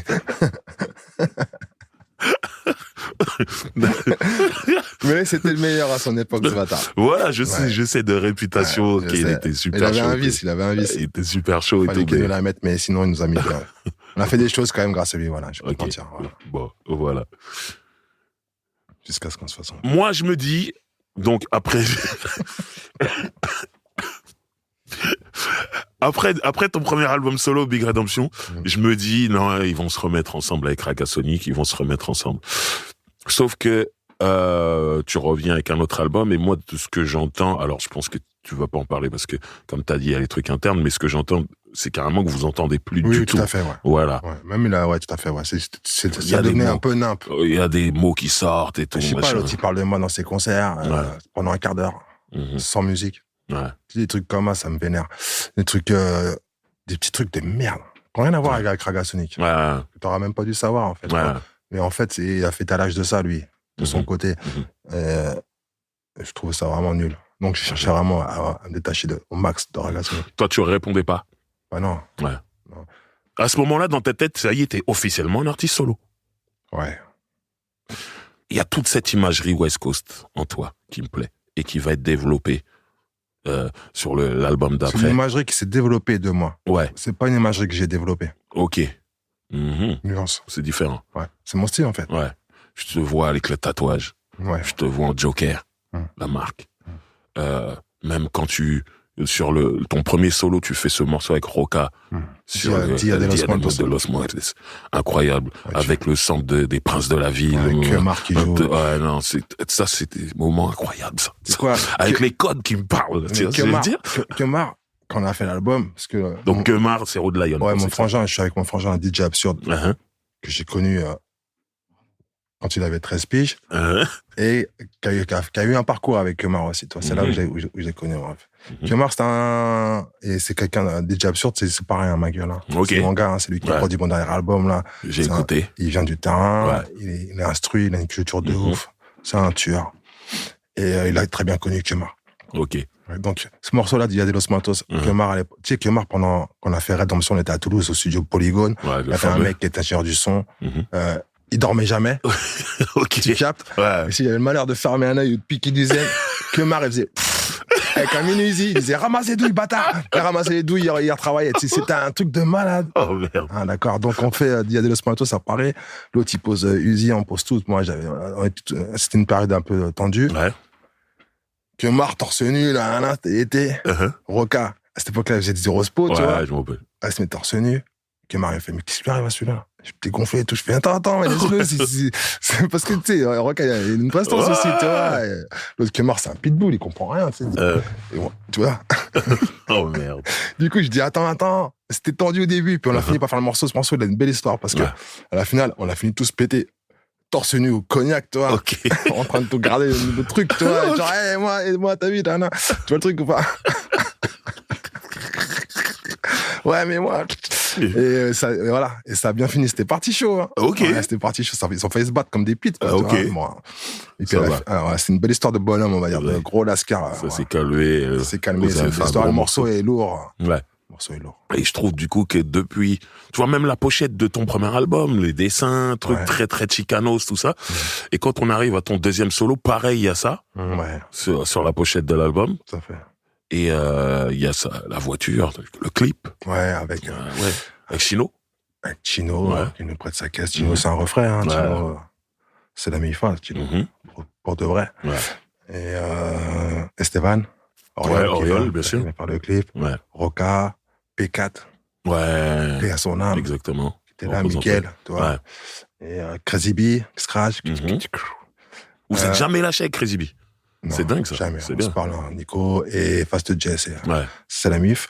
Et P4, Roca, Chino. Voilà, quoi. Bonne vibe, quoi. Ouais. Je sais plus ce que je voulais dire d'autre, mais c'était ça, en gros. En tout cas, à ce moment-là, moi, t'es un artiste solo dans ta tête, c'est ça que je commence, quoi. Ouais. Je commence à faire un truc, j'essaie de me mettre en place. Alors que moi, personnellement, à chaque fois, je regarde la tracklist en espérant qu'il y aurait marqué featuring Daddy Mori. Je me dis, non, ils vont peut-être... Pas pour cette année. Et voilà, et à chaque fois, non. C'est con, on aurait dû, hein. J'avoue, on aurait dû, professionnellement parlant, ça aurait fait plaisir à des gens.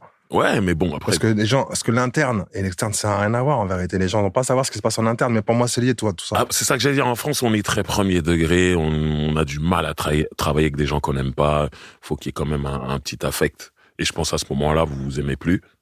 Donc c'est normal qu'ils soient pas sur l'album. Mais bon, moi, j'espère toujours la réconciliation. Je comprends à ce moment-là. Je comprends, ça aurait été logique. Ouais. Même. Et ce qui est dingue, c'est que Maury, de son côté, lui, il est plus dans un autre mouvement où... Il part reggae. Voilà. C'est un rasta. Voilà. Ouais. Alors que toi, tu reviens vers tes bases hip-hop du début de Rap Sonic. Ouais, t'as toujours ton flow raga, mais t'es là, t'as des trucs... Raga muffin, ça veut dire débrouillard. Ouais. Moi, ce que j'ai compris de ça veut dire quoi? Ça veut dire que je promote le reggae music à travers mon flow, ma technique de chant, mes intonations, mes mélodies, sur tous les supports musicaux autres que du reggae music. Je suis en mission, man. Ouais. Je suis là pour écraser en mode reggae raga sur tous les beats qui se font. House, drum and bass, jungle, grime, drill, everything, man. On va parler de ça. On va y arriver. Mon flow, c'est le même, je te dis raga. Non, c'est vrai. Non, c'est clair. Par contre, vos solos, je dis bien vos solos, que ce soit aussi bien les tiens que ceux de Maury, ils ont pas le même succès que en groupe. Tout à fait. Voilà. Absolument pas. Il y a pas un moment où un de vous deux se dit merde, je vais prendre mon téléphone et... Je vais l'appeler. Ouais. Et on va faire du succès. Bah non. Non. C'est pas pour le succès qu'on va le faire. Pas moi, en tout cas. Ouais. Never, m'en bats les couilles. Voilà. Moi, génétique. C'est la même depuis 87. Je vais pas en déroger pour de la thune. Ouais. Je te jure la tête de la main. Tant que tu t'entends plus avec lui, tu peux pas retourner. Tout seul, frigo vide, mais mon éthique. C'est important. Ça bouge pas. Intact. Okay. Je vais l'emmener avec moi dans mon autre vie. Ok. Tandis que mon frigo plein, non. Ok. Voilà. Très bien. Qu'est-ce que je te dis? Tu sais, tous les vrais, ils finissent tout seuls. Hein. Je ne dis pas que je suis un vrai ou quoi. Ouais. Tu sais, tous ceux qui tiennent la ligne, à un moment donné, ils sont tout seuls. Hein. Ouais, je vois ce que tu veux dire. Au départ, il y a des gens qui les suivent, mais à la fin. Mais des fois, la réalité de la vie. Les loups, ils finissent tout seuls. T'as un jeune loup qui vient, la meute te nique ta race. La meute te tège. Les lions, ils finissent tout seuls. T'es là, t'es le lion, t'es le roi de la jungle, tu niques des hyènes, t'as 4 lions. Il y a 2 fils de pute de lions qui arrivent et te niquent ta race. Ils ont la moitié de ton âge. Et tu finis tout seul. Tous les lions, ils finissent seuls. Je suis pas un lion, hein. Mais tu vois, tous ceux qui gardent la ligne, seuls. Ok. Mais moi, je respecte ça. Hein. Mais après, des fois, la réalité de la vie peut te rattraper et se dire, bon, si je fais ce move que j'aurais pas fait, si tout allait bien, peut-être que ça peut changer. Tu as raison, Frangin. Il y a des gens qui pensent comme ça aussi, Tu as raison. Mais toi... Et j'ai raison. Ok, je vois ce que tu dis. Nous avons raison. Ok. C'est vrai, j'aurais dû faire ce que tu as dit. Non, mais le pire, c'est que je suis un peu comme toi, en vrai. Le mec, il a phare en face de lui. Il dit, je te ramène Dog Pound. Tu vois ce que je veux dire? Puis, et t'as trop, tu verras Snoop, tu sortiras des chiottes. Et je suis pas allé, tu vois. Donc, c'est la même frange. D'accord. Dans le fond, après, je sais pas si c'est bien, mais je suis comme ça. Je suis comme toi. T'as respecté ta voix interne. Exactement. Point barre. Ouais. C'est ça, l'éthique. Ouais. À force, ça crée, c'est ça, l'éthique. Ouais. Bref. Non, très bien. Ça t'emmène des fois dans des trucs que t'assumes. Ouais. Voilà. Tu sors un autre album solo qui s'appelle Fuck the World, et où là... Mais c'est pas vraiment un album. Hein. Surprise. Ouais, c'est pas vraiment un album. Hein. Ok, explique. Parce que zéro promo, zéro com, zéro label. Ouais. Donc, c'est pas vraiment un album. Ouais, mais il y a des morceaux. Je voulais même pas une pochette, je voulais même faire que ce soit tout noir, genre Black Album, tu sais, genre le truc introuvable, tu sais, genre truc. Ah bon? Voilà. Et c'est un peu ça, en fait. Ouais. Plein de gens savent pas que j'ai sorti ce truc-là. Après, je l'ai fait en 1 semaine et demie dans une cave. Ok. Voilà, tu vois. Mais des fois, ça fait du bien de travailler comme ça. Parce que c'était du grime, tu vois. C'est ça que j'allais dire, là, de surprise. Moi, quand je t'entends, là, ça a plus rien à voir avec Raga Sonic, ça a plus rien à voir avec Big Red en solo, que j'aime d'autant. Là, tu pars sur du grime, on est à London. 140 BP, on est dans une cave. Tu sens que je maîtrise pas trop, mais que j'ai des bases. Et que j'ai pris ça au sérieux et que c'est bien crado. Ouais. Et il y a quand même 2-3 tracks qui sort de l'eau quand même. Voilà. L'ensemble est bof, mais franchement, il y a quand même 2-3 trucs que moi je kiffe, toi. Voilà. Le morceau, je n'aime pas les Nike, il est sur ce projet ou celui d'après? Non, c'est sur Vapor, ça. Vapor, Ouais, ok. tout à fait. Incroyable ce morceau. Ouais, grave. Tu dis merde, mais moi j'aime bien les Nike. Non, mais c'est ce que je me suis dit, mais j'ai 25 paires. Non, mais en fait. Non, c'est clair, mais. Je sais que tu les collectionnes. J'en ai plein. Voilà. Mais le truc, c'est que t'as bien expliqué, t'as bien raconté, et en fait, je comprends pourquoi tu dis ça. En fait, c'est le truc, c'est plus le truc de voir tous les gens habillés de la même façon, de pas être assez original, de pas aller chercher un style. Tu vois, les Air Force One. Ouais, voilà. C'est quand tu vois tout le monde avec des Air Force One de à un moment, tu les veux plus, tu veux vas pas en être comme tout le monde. province, t'as des mecs qui sont habillés comme des ploucs, mais ils ont des Air Force One. À un moment donné, c'était. Ouais. Après, il y a le côté Ouïghour. Moi, ça me casse les couilles, je vais pas te mentir. Ça me saoule. Tu vois, donc je cherche un peu. Après, moi, j'étais sponsor par 6.0, toi, Nike, parce que je faisais beaucoup de BMX, toi. Ok. Et voilà. Et t'as vu le documentaire avec le mec là, Moore, là, c'est Michael Moore. Ouais, ça, tu vois. Lequel? Celui qui a fait le truc avec Columbine. Il a été voir le patron de Nike. Ok. Parce que j'ai vu. Lui vient d'un bled où il y avait genre 70% des mecs qui étaient au chômage. Il dit au patron de Nike, vas-y, vous voulez pas faire une usine pour quoi? Moi, j'ai connu Nike, Made in USA, blood. Ouais. Et toi aussi, non? Ouais. Je sais pas quel âge ça. Si. Moi, j'ai 51 ans. Moi, j'ai connu Vans, Made in USA, Converse, Made in USA, Nike, Made in USA. Oui, c'est vrai. Donc, il lui fait au mec, il voulait pas revenir parce qu'ils étaient tous exportés en Chine. Il voulait pas revenir bien sûr. Je sais plus c'est quoi son bled, Flint ou un bled où il y a vraiment beaucoup de chômage. Tu veux pas revenir là, faire une usine. Ouais. Le mec, il interroge tous les gens de Flint. Ouais, moi, je suis prêt à bosser bien pour Nike. Et donc, le mec le suce pendant 45 minutes. Et le mec dit non. Ouais. À partir de là, j'ai fait 6.0. J'ai plus mis de Nike. Et après, il y a eu l'histoire des Ouïghours et tout le bordel. Et ça m'a vraiment cassé le délire. Les mecs. Voilà, quoi. Non, mais c'est pour ça que je dis, oui, j'ai des Nike, mais j'ai compris ton morceau et je l'ai apprécié en plus. Big up, franchement. Donc voilà. Raga Sonic, le retour, enfin. Moi, ça veut dire C'était big, hein. Non, mais moi, ça veut dire, c'est au moment où pour moi, ça n'arriverait plus. Ouais, je vois. Tu vois ce que je veux dire? Pareil. Parce que ça arrive vraiment tard. Au niveau du son, au niveau des Non. Juste savoir que vous vous remettez ensemble. Moi, j'y croyais plus. Ouais. Et là, tout d'un coup, j'entends une annonce, ils vont remonter sur scène ensemble. Raconte-moi ce rapprochement, parce qu'à un moment, on a l'impression que vous étiez les deux personnes qui se détestaient le plus sur Terre. 20 piges après, on prend de la bouteille, on prend du recul. On essaie de mettre la rancune et rancœur de côté. Et on regarde devant. Devant, on nous dit qu'il y a du projet, il y a de la thune.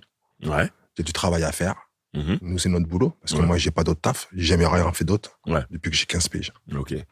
J'ai eu la chance de jamais rien faire d'autre. C'est beau. Et de jouer tous les mois. C'est beau. C'est incroyable quand j'y pense aujourd'hui. Je suis le MC le plus gâté du monde, la tête de ma mère. J'ai jamais rien fait d'autre. Putain, mes mecs, mes gosses, ils ont manqué de rien. Là, demain, je canne, je leur laisse un loyer de retard. Ok, d'accord. Mais elles ont manqué de rien. Pas de retard, mais je leur laisse un loyer, c'est tout. Oui. Tu captes. Mais elles ont manqué de rien. Et tout ça en étant un MC. Man. C'est beau. MC par Rosta. MC, c'est-à-dire que depuis, à la fin de Raga Sonic, j'ai cassé l'image de Raga Sonic. Parce que les gens me voyaient, je sais pas quoi, non. J'ai cassé cette image pour revenir dans les sondes. Pour revenir en mode normal dans les sondes. J'allais en parler. Donne-moi mon cachet, je joue tous les mois, je prends 2-3 dates par mois, je choisis lesquelles je vais faire et je vais jouer. Je joue dans des bars, man.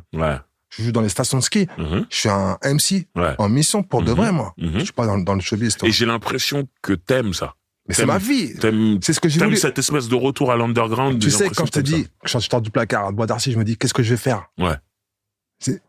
Tu comprends? C'est exactement ça. Je suis au bout de cette question. C'est un truc de fou. Je suis allé au bout de mon raisonnement. Tu comprends? J'ai 51 ans, man.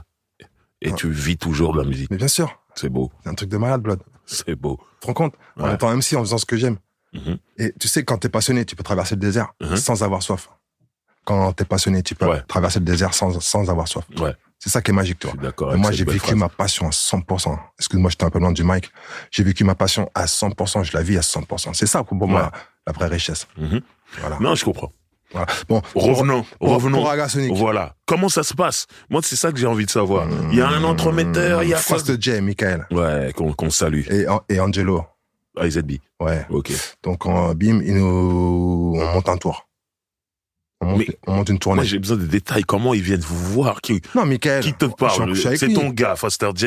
Depuis 86. Ça a toujours resté. Voilà, Michael, dans le business, dans les boîtes de prod, c'est un monster. Je connais. C'est un Hirtu. Tout le monde le respecte. Ok, tu laisses tomber. Voilà. Donc, Michael, il est encore un peu dans les affaires, avec son label Kiff. Et il est en link avec Angelo, qui est dans SB. Pas Azobi, parce que c'est comme ça qu'on disait avant, quand il y a des gars, Azobi, c'est AZB, hein. Est-ce qu'ils voulaient pas nous lâcher des places, hein. On disait Azobi. Parce que tous les gros concerts, c'est eux, quand même. C'était eux. Mutualité, LL Cool J, Public Enemy, 88, tout ça. Bon, bref, là. Et on fait un album.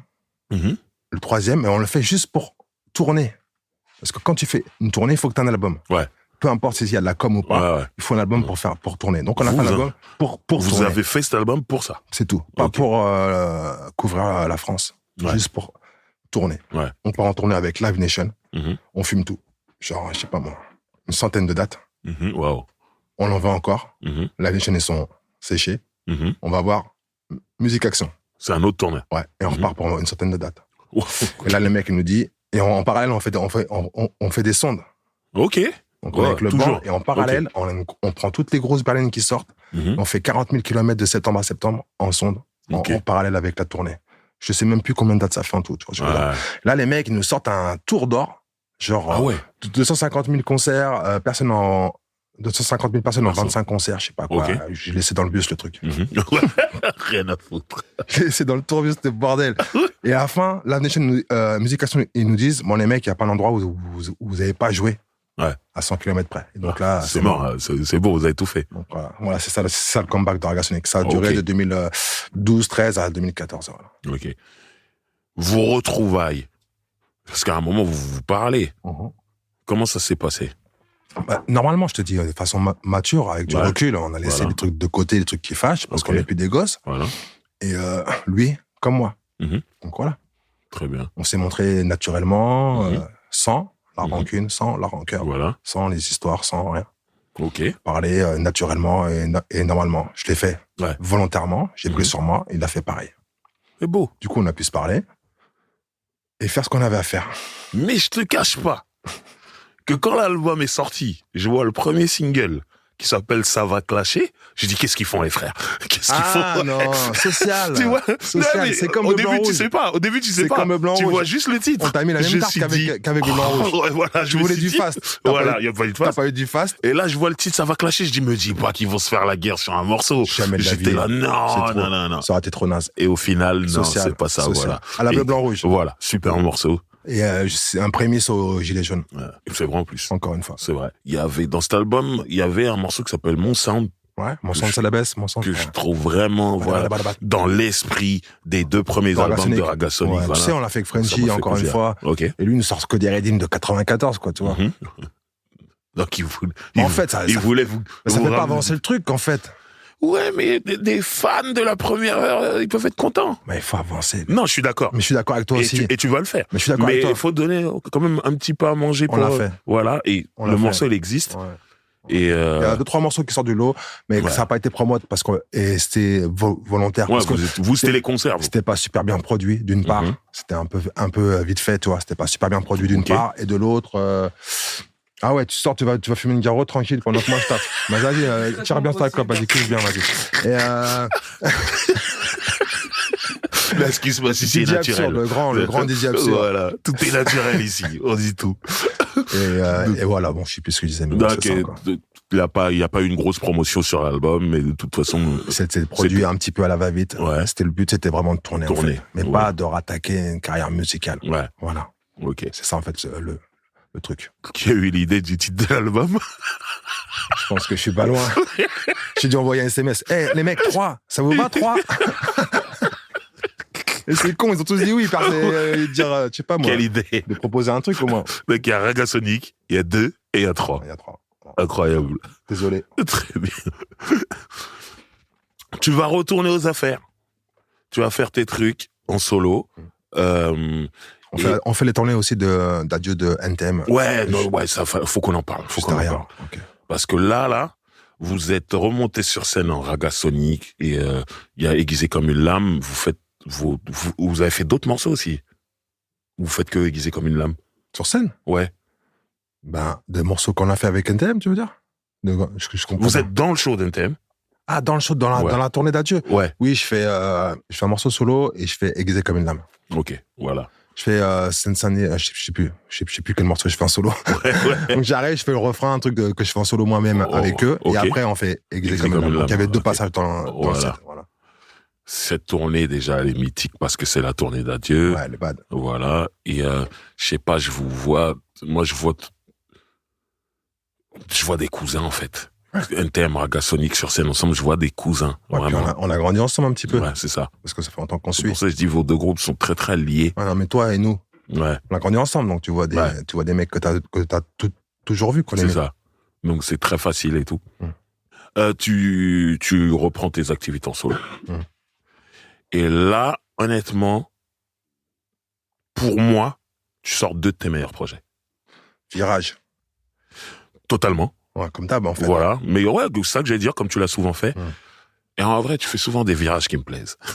Ouais, j'ai de la chance. C'est ça qui... Parce que moi-même, je tourne, je sais même pas si comment il est le virage, il est serré ou pas. Il a bien tourné. Ouais, Il a bien tourné. En drift. Non, il y a... Vapor, tu parles? Vapors et Smokers. Ouais. Ces deux projets-là. Alors moi, j'ai l'habitude de dire, moi, je ne fume pas. Je fume rien. Okay? Nickel. Mais j'adore les chansons qui parlent de ça. Ouais. J'ai toujours aimé ça. Parce que toi, t'es high naturellement. Tu ça, vois. c'est une grande richesse. Voilà. J'ai toujours respecté les gens comme ça. Et du coup, quand j'écoute ces chansons, je plane avec vous. Ouais, c'est ça le but. Et je trouve que là, le concept, de toute façon, c'est dans les titres. Vapors ou Smokers, c'est ça. Et je trouve que musicalement, les musiques qui sont faites, elles vont là-dedans. Là, on tombe après les attentats de 2015, toi. Ouais. Et là, j'ai grave les boules. Et j'ai pas envie de mettre du seum dans la tête des gens. Ouais. Seum, ça veut dire poison. Je sais pas, les jeunes, ils disent, t'as le seum, rien à voir. Seum, ça veut dire poison. J'ai pas envie de mettre du poison dans la tête des gens parce qu'on est déjà trop mat. Toi, moi, mes filles, avant en terrasse, à boire du vin blanc, tu captes ou pas? Ouais. Et là, on voit des jeunes meufs qui sont fait fumer en terrasse, au Bataclan. Là, j'avais la rage. Et j'étais en studio en même temps. Et je voulais pas. J'ai le choix entre la rage et autre chose. Apaisé. Ouais. Et du coup, comme on écoutait à cette époque-là, le premier album de Young Thug avec Metro Boomin, où il y a les morceaux Danny Glover, Bill Language, j'étais à fond là-dedans. Tu sais, le mec était à l'article de la mort à ce moment-là, tu vois, il était tellement défoncé à tout, tu vois, il pouvait caler dans la nuit, un arrêt du cœur, tu vois. Et pour moi, c'est son meilleur truc, tu vois. J'ai pas suivi ce qu'il a fait derrière, tu vois. Mais cet album-là avec Metro Boomin, déjà, je vois le petit Metro Boomin, 21 ans, t-shirt Master P, I'm Balled. Tu fais, ok, lui, il me parle, bon, mais tu fais, il est avec nous. Et je vois 808, toi, 808. Je vois, et franchement, Metro Boomin et Young Thug, le premier album, un peu de codéine, un peu de weed, et surtout beaucoup de distance avec la guerre, avec la rage, avec la religion, avec la tension, avec les keufs, avec tout ça, quoi. Donc, du coup, je me suis dit, vas-y, je vais mettre un truc léger dans la tête des gens, du moins ceux qui vont m'écouter, du moins, je vais me faire plaisir avec un truc léger, pour moi. Et moi, c'est les gens, c'est moi. Toi, je vais te dire, on est tous liés, quoi, toi, tu vois. Donc j'ai fait un truc pour me soulager moi et je savais que ça allait soulager les gens et en même temps je voulais pas un truc qui à la fin de l'écoute te laisse un goût amer. Je voulais un truc léger à la fin de l'écoute. C'était parfait. Voilà. Et moi ce qui est dingue c'est que celui qui me fait découvrir ces projets c'est un mec qui à ce moment-là a 18 ans. Boum. Et il me dit Driver, je sais que t'aimes bien Ragasonic. Est-ce que t'as écouté les derniers projets de Big Red? Je dis non pas encore et tout. Écoute ça. Et en fait, ça m'a vexé que ce soit un mec de 18 ans qui soit en avance sur moi. Trop fort. Je me suis dit, non, c'est lui qui m'a envoyé écouter moi, ça direct. m'honore. Ça tue. Moi, ça m'honore. T'as touché un mec de 18 ans à ce moment-là. C'est magnifique. Et quand j'ai écouté, j'ai dit, ah ouais. Et tu vois, là, le fait que tu m'expliques Young Thug, je comprends le lien. Tu vois le lien? Avec ce mec de 18 ans qui écoute Young Thug, en fait. À fond. Tu vois ce que je veux dire? Qui avait déjà plein de potes qui prenaient de la codéine, toute patate. Moi, je vois que Maïefi, à cette époque-là, ses petits potes, ils avaient, je sais pas, 15, 16 ans, ils étaient déjà à fond là-dedans. Ok. C'était turbo fresh, sous codéine, avec des sapes de ouf. Et c'est générationnel, tu vois. À cette époque-là, ils sont tous lâchés maintenant, tu vois. Là, tu leur as donné la bande originale. J'aurais mis une vraie son qui fait que tu penses pas à la mort. Surtout à la période où c'est sorti. C'était vraiment glauque. Non, c'est clair. C'était chaud. C'est clair. Et je me rends compte que dans ta carrière, t'as jamais eu peur de prendre des virages comme ça. Je sais qu'à un moment, t'as bossé avec DJ Vadim. Ouais, mais plein de fois. Ouais. Attends, mais je crois que je suis sur tous ses albums depuis 2003. C'est un truc de ouf. Là, je suis sur son prochain album, là, qui sort. Ah ouais, encore? Bah oui. Je fais un featuring avec un Anglais, et un morceau, il tue. Donc, pour ceux qui savent pas, Vadim, c'est un Anglais. DJ Vadim, c'est Ninja Tune, c'est un Anglais, c'est un Russe, émigré à Londres, jeune, qui était dans Ninja Tune et qui fait plein de sons. Et moi, à l'époque où j'ai connu, non, de 2013, pardon. J'ai dit 2003, mais c'est 2012-2013. Okay. À l'époque où j'ai connu, je l'appelais James Bond parce qu'il faisait une tournée européenne. Il enchaînait avec une tournée américaine. Il enchaîné avec une tournée asiatique. Une semaine de break, il repartit en tournée. Je dis, mec, t'es un ouf. Sérieux. Après, il était malade, il a un truc avec, il a eu un problème à un œil. C'est un peu grave, ça l'a mis un petit peu en recul, et puis il rattaque, quoi, ça. Voilà. DJ Vadim, un mec super cool. Ouais, super cool. Il y a un peu de drum and bass dans ce mouvement drum and bass. Reggae, hip-hop, il fait la jonction entre tout ça depuis toujours. Comme toi, en vrai. Ouais, vachement branché vinyle, un petit peu. Donc, il y a un côté old school chez lui qui revendique, toi, à fond, et puis qui mélange avec d'autres sonorités. Ouais. Voilà. Et beaucoup de combinaisons. Son concept, c'est les combinaisons, quoi. Ouais. Il va me prendre moi, il va me mettre avec une autre meuf, avec Catherine De Boer, pour faire la première version de Kill Kill Kill, par exemple, tu vois. Et ça va faire un truc un peu jazzy, qui n'a rien à voir. C'est là où ceinture, ce mec, en fait, va dire, parce qu'il mixe, voilà, quoi. Il est fort. De toute ta carrière, si tu dois citer 2 collaborations qui t'ont marqué le plus. Non, je pourrais pas. Non, je vois rien qui me saute à la gueule.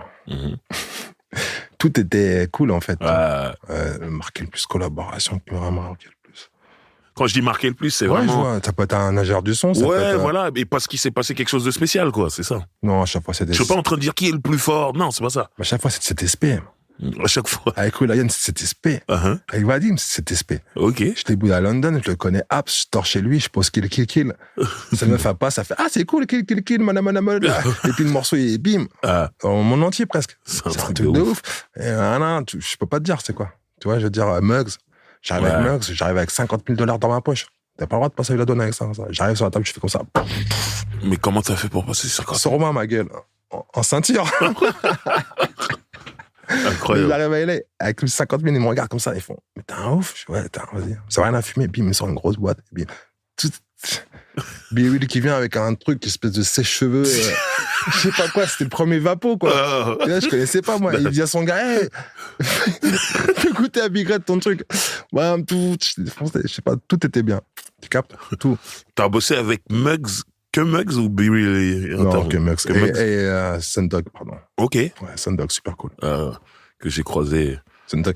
Dans un strip club parisien. Ouais. Avec Muggs. Ils sont trop cool. Ouais, mais justement, Muggs, lui, était en mode fête. Il prenait toutes les strippeuses de la boîte et tout. Et Sundog était très dans un coin, presque discret. Timide, discret. J'y suis, mais j'y suis pas. Voilà. Parce que c'est un family man. Contrairement à Muggs. Pas trop ce mec-là, mais t'inquiète. Mais du coup, j'ai discuté un peu avec Sundog, vu qu'il était très disponible. Et super cool, très cool. Plus cool, tu meurs. Quand t'es avec eux, la Rosta, c'est what? T'as vu ou pas? Moi, ils m'ont dit, vas-y, Big Red, on est à London, viens. Je suis avec le groupe. Je suis allé, gros hôtel, grosse salle, je sais plus, une salle super connue, bim, je les rejoins, ils mettent super méga VIP, on fait tous les clubs de London ensemble, en voiture, on suit comme ça. Ils te mettent trop bien, ces mecs-là. Quand t'as vécu la Rosta, c'est what? C'est beau, ça. C'est ça qui est fort. Ouais. Et tu. Voilà. Est-ce qu'on peut parler un peu de ton album, là? Parce qu'au moment où on parle, où on fait ce podcast, t'as un album qui sort. Ouais, bientôt. Ouais, grave. Est-ce que tu peux nous en parler un petit peu? Tout à fait. Je rencontre un gars qui fait du son que je kiffe grave, en fait. Tu vois, je me rends compte que ce mec-là, j'habitais à Londres, tu vois, 92, 13, 14, tu vois. Ouais. Avant qu'on revienne faire des soirées jungle ici, tu vois, on faisait vraiment que des Brixton Paris. Ok. Donc j'ai cette culture UK, tu vois. Par exemple, avant, pour avoir une soirée underground, tu captais la radio. Entre 2 radios officielles, t'avais une radio pirate. Et sur la radio pirate, t'avais un mec qui disait, voilà, East London, enter, DJ, enter, free for the girl, enter. C'est là où il est né, ce flow. Ah ouais. Donc le mec te dit ce qui va se passer avec ce flow. Avec ce flow. Et moi, ce flow, il m'a rendu ouf. Et c'est le flow qu'on met sur la jungle, c'est le flow qu'on met sur la drum, c'est le flow qu'on met sur le UK garage, sur le speed garage, sur le two-step, sur le dubstep. Tu captes. Voilà, bon, bref. Donc moi, j'ai cette culture UK que je kiffe à fond. Et je rencontre DJ Absurde, qui lui, en fait, est ultra respecté en Angleterre, dans le milieu de la... J'ai pas envie de dire bass music, parce que c'est dans le milieu de la drum, de la jungle, du dubstep, du grime. C'est un mec qui est... Voilà. C'est-à-dire, tous les grands l'appellent... C'est un Français. Tous les grands l'appellent sur son portable. Enfin, les grands, ce qu'on appelle les Wiley, les Flowdan, toutes les pointures. C'est une fondation. Et en se franc, et c'est un Français, c'est ça que tu veux dire. C'est un Français. Parce que là, quand on parle, on a l'impression que tu parles d'un anglais. Du terrain que j'ai connu que j'ai pas vu depuis longtemps, mais j'ai connu quand il avait 13 piges avec Red Lion. Ok. Ah, il m'en fout, je le dis. Ouais, il m'en bat les couilles parce qu'il est là, il râle. Ouais. On s'en fout. Raconte. Bois ton truc. Ok. Donc, on se capte. On se capte, on se voit, on se boit des binous, on se capte régulièrement. Hein, on se met rendez-vous sur des terrasses, on tease. Je dis, je dis, viens, on fait un son ou deux. On part sur un projet, EP, Crime. Ok. Qu'on a fait avec des featuring de ouf, des Rampage, des Grizzly, des Flowdan, bref, que des pointures qui met ses connexions. Allô, Flo, tu veux poser avec Big Red? Ouais, ok, voilà, c'était aussi rapide que ça, c'était clair, pas. Et à un moment donné, il me sort un morceau reggae de ouf, genre avec des sonorités sur lesquelles on a grandi, nous, tu sais, à la Marley, à la Tosh. Il dit que c'est pas ça. Tu veux parler? Je te parlais qu'à chaque fois que je te parlais de musique, tu me corrigeais en me disant putain mais mec, tu m'emmerdes avec ton reggae, pourquoi tu fais pas de reggae? Répète-le au micro. Alors, apparemment, je lui ai dit, mec, tu m'emmerdes avec ton reggae, ramène-moi un reggae, c'est ça? C'est vrai. Voilà. Et là, tu m'as ramené un reggae. Ouais. Et là, tu m'as dit, bah vas-y, viens, produis-moi, viens, on fait un album reggae. Et là, je lui ai dit, viens, on fait un album reggae. Ok. Et ce con, parce que j'aime bien le dire comme ça, tu vois, il me l'a fait. Voilà. Parce que tout ce que je lui dis de faire, tout ce que je lui donne comme défi, il le relève, mais les doigts dans le nez, parce qu'il a une tête. Tu vois, tu comprends, il a une tête et beaucoup de culture. Ok. Et moi, mon kiff, c'est pas de le mettre au pied du mur, parce que ça marche pas. Parce qu'il a une énorme culture toujours, plus grosse que la mienne, tu vois. Mais voilà. Et je lui ai dit, viens, on le fait, et il l'a fait. Et donc, il m'a sorti que des redeems qui m'ont touché grave parce que, avec des sonorités, alors que des redeems originaux, je tiens à le dire, avec des sonorités sur lesquelles on a grandi. Là, à la Marley, Tosh, Peter Tosh, un peu à la Steel Pulse aussi. Ok. Toi, les trucs, tu vois, ce style de reggae. Bien sûr. Moi, j'appelle ça le reggae Kaira dans le sens où, moi, c'est mes grands qui écoutaient ça, c'était des Kaira. C'est ça, ma gueule. Steel Pulse, c'était super Kaira, moi, j'ai grandi. C'était ça. Donc... Oui et non, parce que le son lui-même, non. Non, le son lui-même, non. Bob Marley, en vérité, il chante la paix, tout ça, machin. Mais les Kaira l'écoutaient. Voilà. Et Steel Pulse. Les grands, en fait, c'est comme ça. Mes grands, ils écoutaient ça de ouf. Moi, Steel Pulse, j'ai grave kiffé. Tu vois, là, j'avais la cassette True Démocratie parce qu'ils avaient un style londonien un petit peu, tu vois, urbain, en fait. Ok. Tu vois, ils avaient des Clarks, des slim jeans un peu serrés, tu vois, ils avaient un bon culot un peu London, tu vois. Moi, j'ai grave kiffé ça. J'ai bien aimé cette transition, tu vois. Et donc, il me sort que des rythmes avec des refs et des connotations qui m'ont ramené loin dans mon enfance. Je me suis senti super à l'aise. Il m'a sorti une vingtaine de tracks comme ça. On a posé l'album en... Mais comment... Il m'a l'air plus jeune que toi, tu l'as connu, il avait 13 ans. Il a juste 10 piges de plus que moi, c'est tout. Il a 42 ans, je crois, un truc comme ça. Mais c'est comment tu... Il a 42 ans, une immense culture. C'est ça. Il connaît plus de Jamaïcains que moi. Il parle avec que des pointures, qu'avec que des grands. Parce que c'est un... tu contrôles ce patois. Ouais. Il a dit oui, c'est incroyable. Comment t'expliquer? C'est pas un rasta blanc à la Frenchie, tu vois. C'est pas un Frenchie, tu vois, c'est un lad. Il a les cheveux courts. C'est un lad. C'est un road boy, c'est un skinhead. Attention. Non. Oui, non, je sais. Faut bien expliquer aux gens quand ils disent skinhead. Les gars, un lad, c'est genre hooligan, tu vois. Et skinhead, il n'y a pas de skinhead fasciste à la base. Non, mais c'est important d'expliquer. Skinhead, c'est un mouvement reggae des années 60, de 69, tu vois, avec Laurel et Edken. I'm a skinhead walking on the street. I'm a skinhead. Skinhead. Voilà. Et on après, parle de ce skinhead. Après, les petits fachos blancs ont pris le look, skinhead des road boys.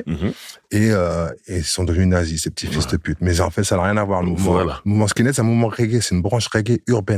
C'est important, moment culture. Et donc, mon gars absurde, là, qui traîne avec les Rudy Fox, qui est un Rudy Fox d'ailleurs, tu vois, et qui est un lad, et qui est un putain de hooligan dans sa tête, et qui a une grosse, méga culture reggae. Et j'ai pas envie de dire bass music, mais bass music. Donc, tu vois, moi, t'as fait le parallèle entre le hip-hop et le raga. Je peux le faire aussi entre la bass music, en house, dubstep, tu vois, garage. Et le reggae, parce qu'il a une grosse culture de reggae, il travaille avec tous les anciens, il s'efforce de faire vivre les vieux artistes, mais vraiment, les fondations, des mecs qui ont 70 piges, tu vois. Ils se cassent le cul pour les faire vivre. Il a une box de malade. Pour moi, c'est la meilleure box qui existe en France après celle de Lord Zelko. C'est pas rien, ma gueule. C'est pas rien du tout. Donc voilà, comme ça on dirait pas. Mais bon, si je suis avec lui, c'est pas pour rien aussi. C'est aussi dans mon intérêt parce que culturellement parlant, je suis pas là à me la raconter, tu vois. Je suis avec un mec, c'est un don dans sa branche. Voilà. Ah, c'est bien, on a donné ses fleurs à DJ Absurde. DJ Absurde, c'est ton forêt. Voilà, c'était important.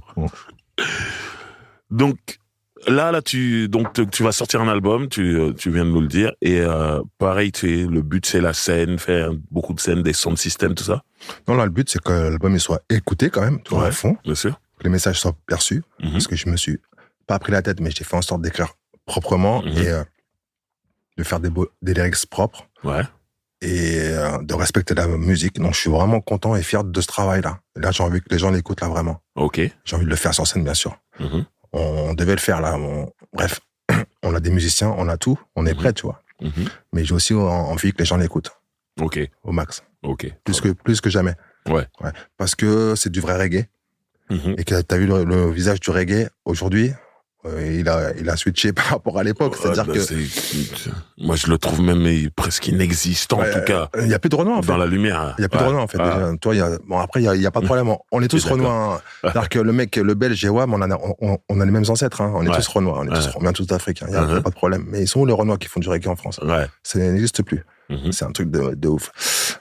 Et du coup, se perd le combat initial, la lutte initiale que représente le reggae. C'est vrai. Hein, d'accord. On se perd là. C'est nimp. Le message de base. Le message de base, c'est un message social, égalitaire, pas sectaire, pas raciste, pas. Mais il faut pas déconner non plus.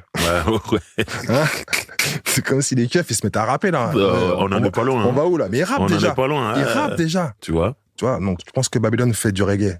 Je vais pas te mentir. Voilà. Donc je suis venu faire un peu de reggae. Voilà. Avant de partir. Histoire de. C'est important. De balayer devant la porte.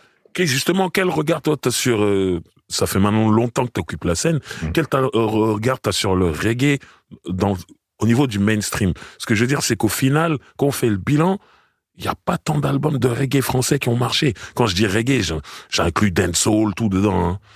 Tu te gourres, mec. Ah ouais? Enfin, moi, je suis là, je compare au rap, en fait. Non, je sais, mais il y a un gros business, tu pètes un câble. Je sais que le business des concerts, c'est incroyable. Tu pètes un câble. Ça, c'est incroyable. L'industrie du reggae français aujourd'hui, c'est un truc de ouf. Ce qu'on a engendré, ce qu'on ne reconnaît pas, c'est un truc de malade. Ok. Oui. Plein de petits mecs qu'on sait pas qui c'est, qui se la racontent, qui parlent en patois, qui sont jamais allés à Yard,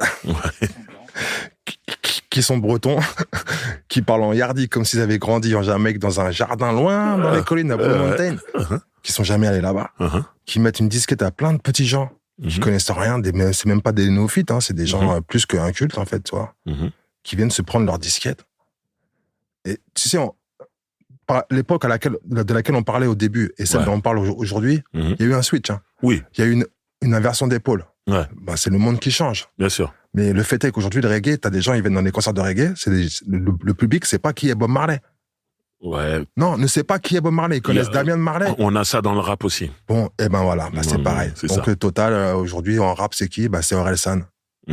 Et encore, Orelsan, crois-moi, il a une culture. Et ce petit bouffon, je l'ai quand même entendu dire, je me suis donné 1 an, je me suis dit, si le rap, ça marche pas au bout d'1 an, j'arrête. Alors que moi, c'est ma putain de mission, ma gueule. J'ai vu dans le reportage. Moi, c'est ma putain de mission. Lui, il se dit, si je me suis donné 1 an, ça marche pas, j'arrête. Ah, il a fait plus qu'1 an sans que ça marche. Mais bon. Bon, je vois que c'est ton gars. Non. Mais moi, c'est pas mon gars, c'est défense du cul. Parce que je sais qu'il a une culture. Ok, s'il me voit, dis-lui qu'il rase les murs. Ça rime avec culture, tu vois. Qu'il rase bien les murs. Lui et ses potes. On va dire, c'est bon, c'est pas grave, t'inquiète. Non, c'est pas grave. C'est juste qu'on fait pas le même métier. Parce que moi, je suis en surmis. Je vois ce que tu dis. Merci. Next. Très bien. Next. Mais respect, petite mèche blanche. Donc, non, mais j'aime bien sa petite mèche décolorée. Moi, pour en revenir à ma question d'avant, j'ai bien compris qu'il y a un gros business, surtout dans les concerts, je trouve, il y a énormément de chanteurs qui tournent énormément, là où tu as des rappeurs qui vendent beaucoup de disques, ou qui font beaucoup de streams et qui tournent pas autant. Ça, c'est clair. Après, il y a plus de festivals que d'artistes aussi, donc il faut combler. Ouais, il faut mettre du monde. Ok. Du coup, les mecs qui ont les festivals, ils produisent carrément maintenant. Ah ouais? Ouais, pour justement, ils alimentent leur propre. Comme ça, ils mettent leurs propres artistes dans leur. Ok. Voilà. C'est un peu bizarre, ça. Mais moi, je parle des succès des albums, finalement. Il y en a pas tant que ça, alors que ça fait longtemps que ça existe. Non, les albums, c'est plus à l'ordre du jour, en fait. La carrière, c'est plus à l'ordre du jour. Ouais. Faire un album qui marche sur le long terme, c'est plus à l'ordre du jour. Faut que ça aille vite. T'envoies de la musique pour tourner. Le temps d'exploitation sur un album, c'est 6 mois à peine. Ouais. Et si le premier single, il accroche pas, c'est à la poubelle direct. Tu sais très bien, c'est pareil dans le rap, c'est pareil dans tout. Donc, c'est terminé. Je t'ai dit, hein, c'est plus le même temps qu'avant. Ouais. Bon, faire le parallèle, c'est pas logique. C'est vrai. C'est pas logique. C'est pas logique. Maintenant, là, on approche de la fin de cet entretien, et là, il y a des trucs, c'est personnel, il y a des trucs que j'ai besoin de savoir. Vas-y. On va parler du morceau d'expression directe que t'as fait avec ce refrain. Ouais. Qu'est-ce que tu veux dire par là? C'est pas le bout du monde pour prendre le train. T'as fait comme tout le monde, t'as pensé que le 78 c'était trop éloigné. Non, c'est tous les gens qui pensent 7-8, c'est dès que tu leur dis ça, c'est tout, parce que bon, quand même, d'où ils viennent. Ouais. C'est un petit peu au bout de la ligne, quand même. C'est vrai que moi, la jolie, ça peut être loin, ça dépend d'où on part. Même en turbois, c'est un petit 40 minutes, tu vois, quand ça roule bien. Ouais. Tu vois, donc voilà, donc quand même, toi, faut pas déconner. C'est ça que je voulais dire dans le refrain, c'est tout. Ok. Toi, moi, j'ai juste été invité pour faire le refrain, c'est tout. Ok. Très bien. Et c'est tout ce qui m'est venu en inspi à ce moment-là. Superbe morceau. Yes, merci. Et l'autre chose, c'est j'ai besoin de savoir ce que tu dis en intro du morceau Raga Jam. Putain, je sais même pas, moi. Moi, non, je vais te le faire en yaourt. Redeem comme power. Comme power. Mais c'est quoi, high power? Je sais pas ce que je dis. Je sais pas. Hi boy, salut boy. Ah boy. Ouais, hi boy. Boy, ok. Ouais, boy. Je me suis toujours posé la question. Je sais pas, je jouais jamaïcain, genre, bouffon, genre, j'aurais mieux fait de le dire en français, en fait. Mais ça, hi boy, c'est ça, en fait. Ça sonnait bien, ouais. Redeem comme power, comme je pourrais même pas le faire parce que Et c'était le nom du Redeem? Non. Power? Comme power? Non, c'est juste. Redeem comme power, genre, le Redeem vient, je parlais vraiment pas anglais, quoi. Encore moins que maintenant, tu vois. Donc, c'est resté. Voilà. Nous, on l'a pris comme ça, le truc. Ouais, tu vois. C'est pour ça que je me suis dit à un moment, bon, Big Red en face de moi, il faut que je sache. J'assume. Je dis rien, en fait. Très bien. Voilà. On ne laisse jamais nos invités partir sans cadeau. Ah ouais, cool. Donc, j'ai un cadeau pour toi. Ah ouais. Je vais te l'offrir et le but, c'est que tu l'ouvres et que tu dises au micro ce que c'est. Tu sais, le fait que tu nous reçoives avec mon gars absurde, déjà, c'est un beau cadeau pour nous. Non, tu peux pas me dire ça alors que c'est moi qui suis plus content de te recevoir. Je t'ai dit que j'ai pas écouté le truc, mais je sais que ça pèse. Ton truc, je sais que t'es en place, je sais que tu fais ça depuis longtemps et tout, bordel. Cool, merci déjà. Donc, tous les gens dignes de ce nom qui s'intéressent à mon travail et à ma personne, ça me touche forcément. Donc, le cadeau, on l'a déjà à ma gueule. Déjà, ça me fait plaisir ce que tu dis. Tout le plaisir est pour nous. Parce que je dis bien nous, Absurde et moi. C'est cool. Ça marche. Partagez, les gars. Yes. Et depuis tout à l'heure, je le dis, depuis le début de notre entretien, que moi, je suis un fan de Raga Sonic, vraiment. Supporter, de ouf. Voilà.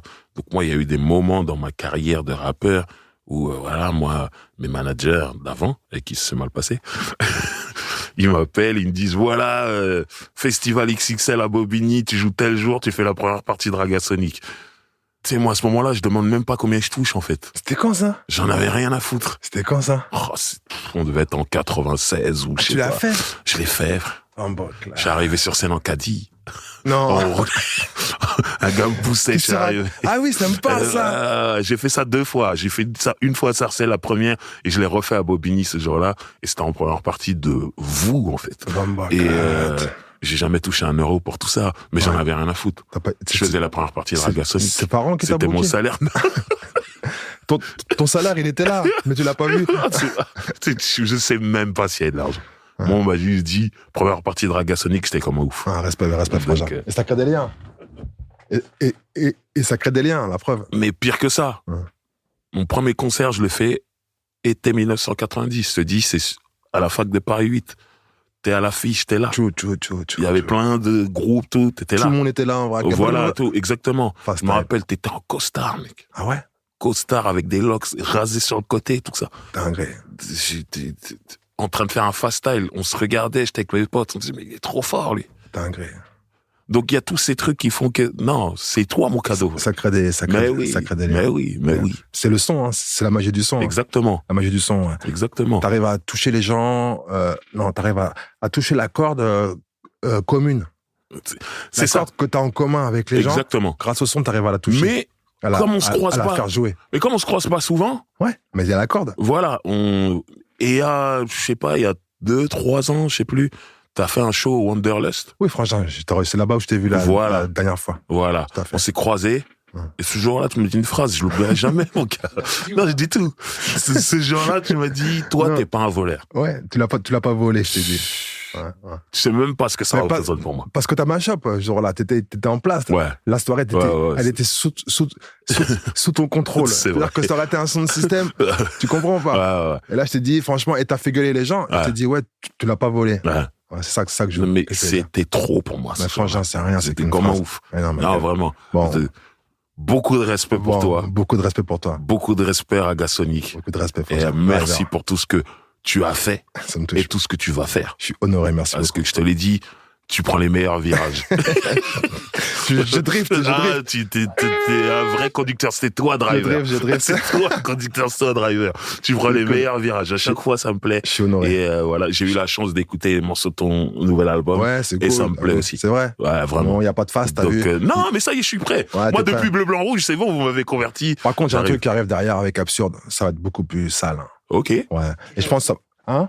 Tu l'as aussi. Ah ouais, tu m'as envoyé récemment, là. Ok. Ouais, d'autres trucs qui vont arriver, ça va être un petit peu plus speed. Mais bon, je suis honoré, vraiment, merci. Ah, c'est cool. Merci à toi. Merci à toi, François. Donc, c'est le moment du cadeau. Donc, on se remet un petit cognac, du coup. Ah ouais, carrément une enveloppe. Ah bah oui. Je vois, tu trembles et tout, carrément. What the fuck, man. C'est de la weed? Ah, j'ai dit weed? Je n'irai pas jusque-là. Ah, une cassette, Bambaclat. Non, c'est quoi? Non. Tu sais, moi, j'ai plus rien chez moi. Ah bah super. J'ai ni Ragasonic 1, ni Ragasonic 2, ni Red dans le son, ni aucun vinyle. Ah ouais. J'ai tout donné. Uh-huh. Incroyable. Mais c'est la vraie. Donc si tu peux expliquer aux auditeurs ce que c'est. Bah, c'est la cassette promotionnelle de Ragasonic 1. Voilà. Avec dessus la contre-attaque en jungle. Bah sûrement. C'est la contre-attaque. Sûrement. Non, Bambaclat. Ah oui, c'est ça, avec Grand Manu et Master Alexis.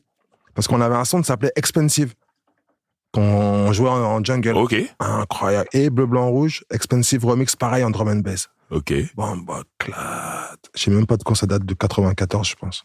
13, 14. Quelque chose comme ça. Et donc, la photo, je suis avec des gars du 19, là. Avec Smithy, avec Dom. Voilà. Je traînais beaucoup 19. Et j'avais des grosses dreads, mine de rien. Voilà. Et bien tourné. Incroyable. C'est important de bien tourner ses locks. Il faut dire ça aux gens. C'est vrai? Ouais. Il faut les couvrir, en fait. Ouais, mettre un peu de feu dessus. Ouais. Comme dirait Capleton, plus de feu. Mon fire! Je suis honoré, merci beaucoup, ma gueule. C'est nous, on est contents. Je l'avais pas. Voilà, maintenant tu l'as. Ouais. C'est un objet. Je l'ai eu. Ouais, oui. Mais il y a... Laisse tomber. Donc voilà. Merci beaucoup, je suis honoré. Donc je vais pas l'ouvrir devant toi parce que c'est une cassette. Hein. Non, c'est voilà. Donc je la sors du carton. Exactement. Et c'est une cassette effectivement. Et voilà. Et donc je la fais tourner. Et elle fonctionne. Exactement. Il y a la bande, ouais, il y a tout. Il y a tout. Nickel, merci beaucoup. De rien, merci à toi. La prochaine fois que je te verrai, c'est moi qui te ramènerai un cadeau, ça marche? Il y a pas de problème. Avec grand plaisir. Ça roule. D'accord. On fait ça. Ouais, on fait ça direct. Big Red. Frangin. Force à toi. Force à toi. Respect. Featuring est un podcast original Angle, présenté par Driver, produit et réalisé par François Cusset, ingénieur du son Thomas Gabriel, générique original Ovich Beats. Abonnez-vous au podcast Featuring sur votre plateforme d'écoute favorite pour ne manquer aucun épisode.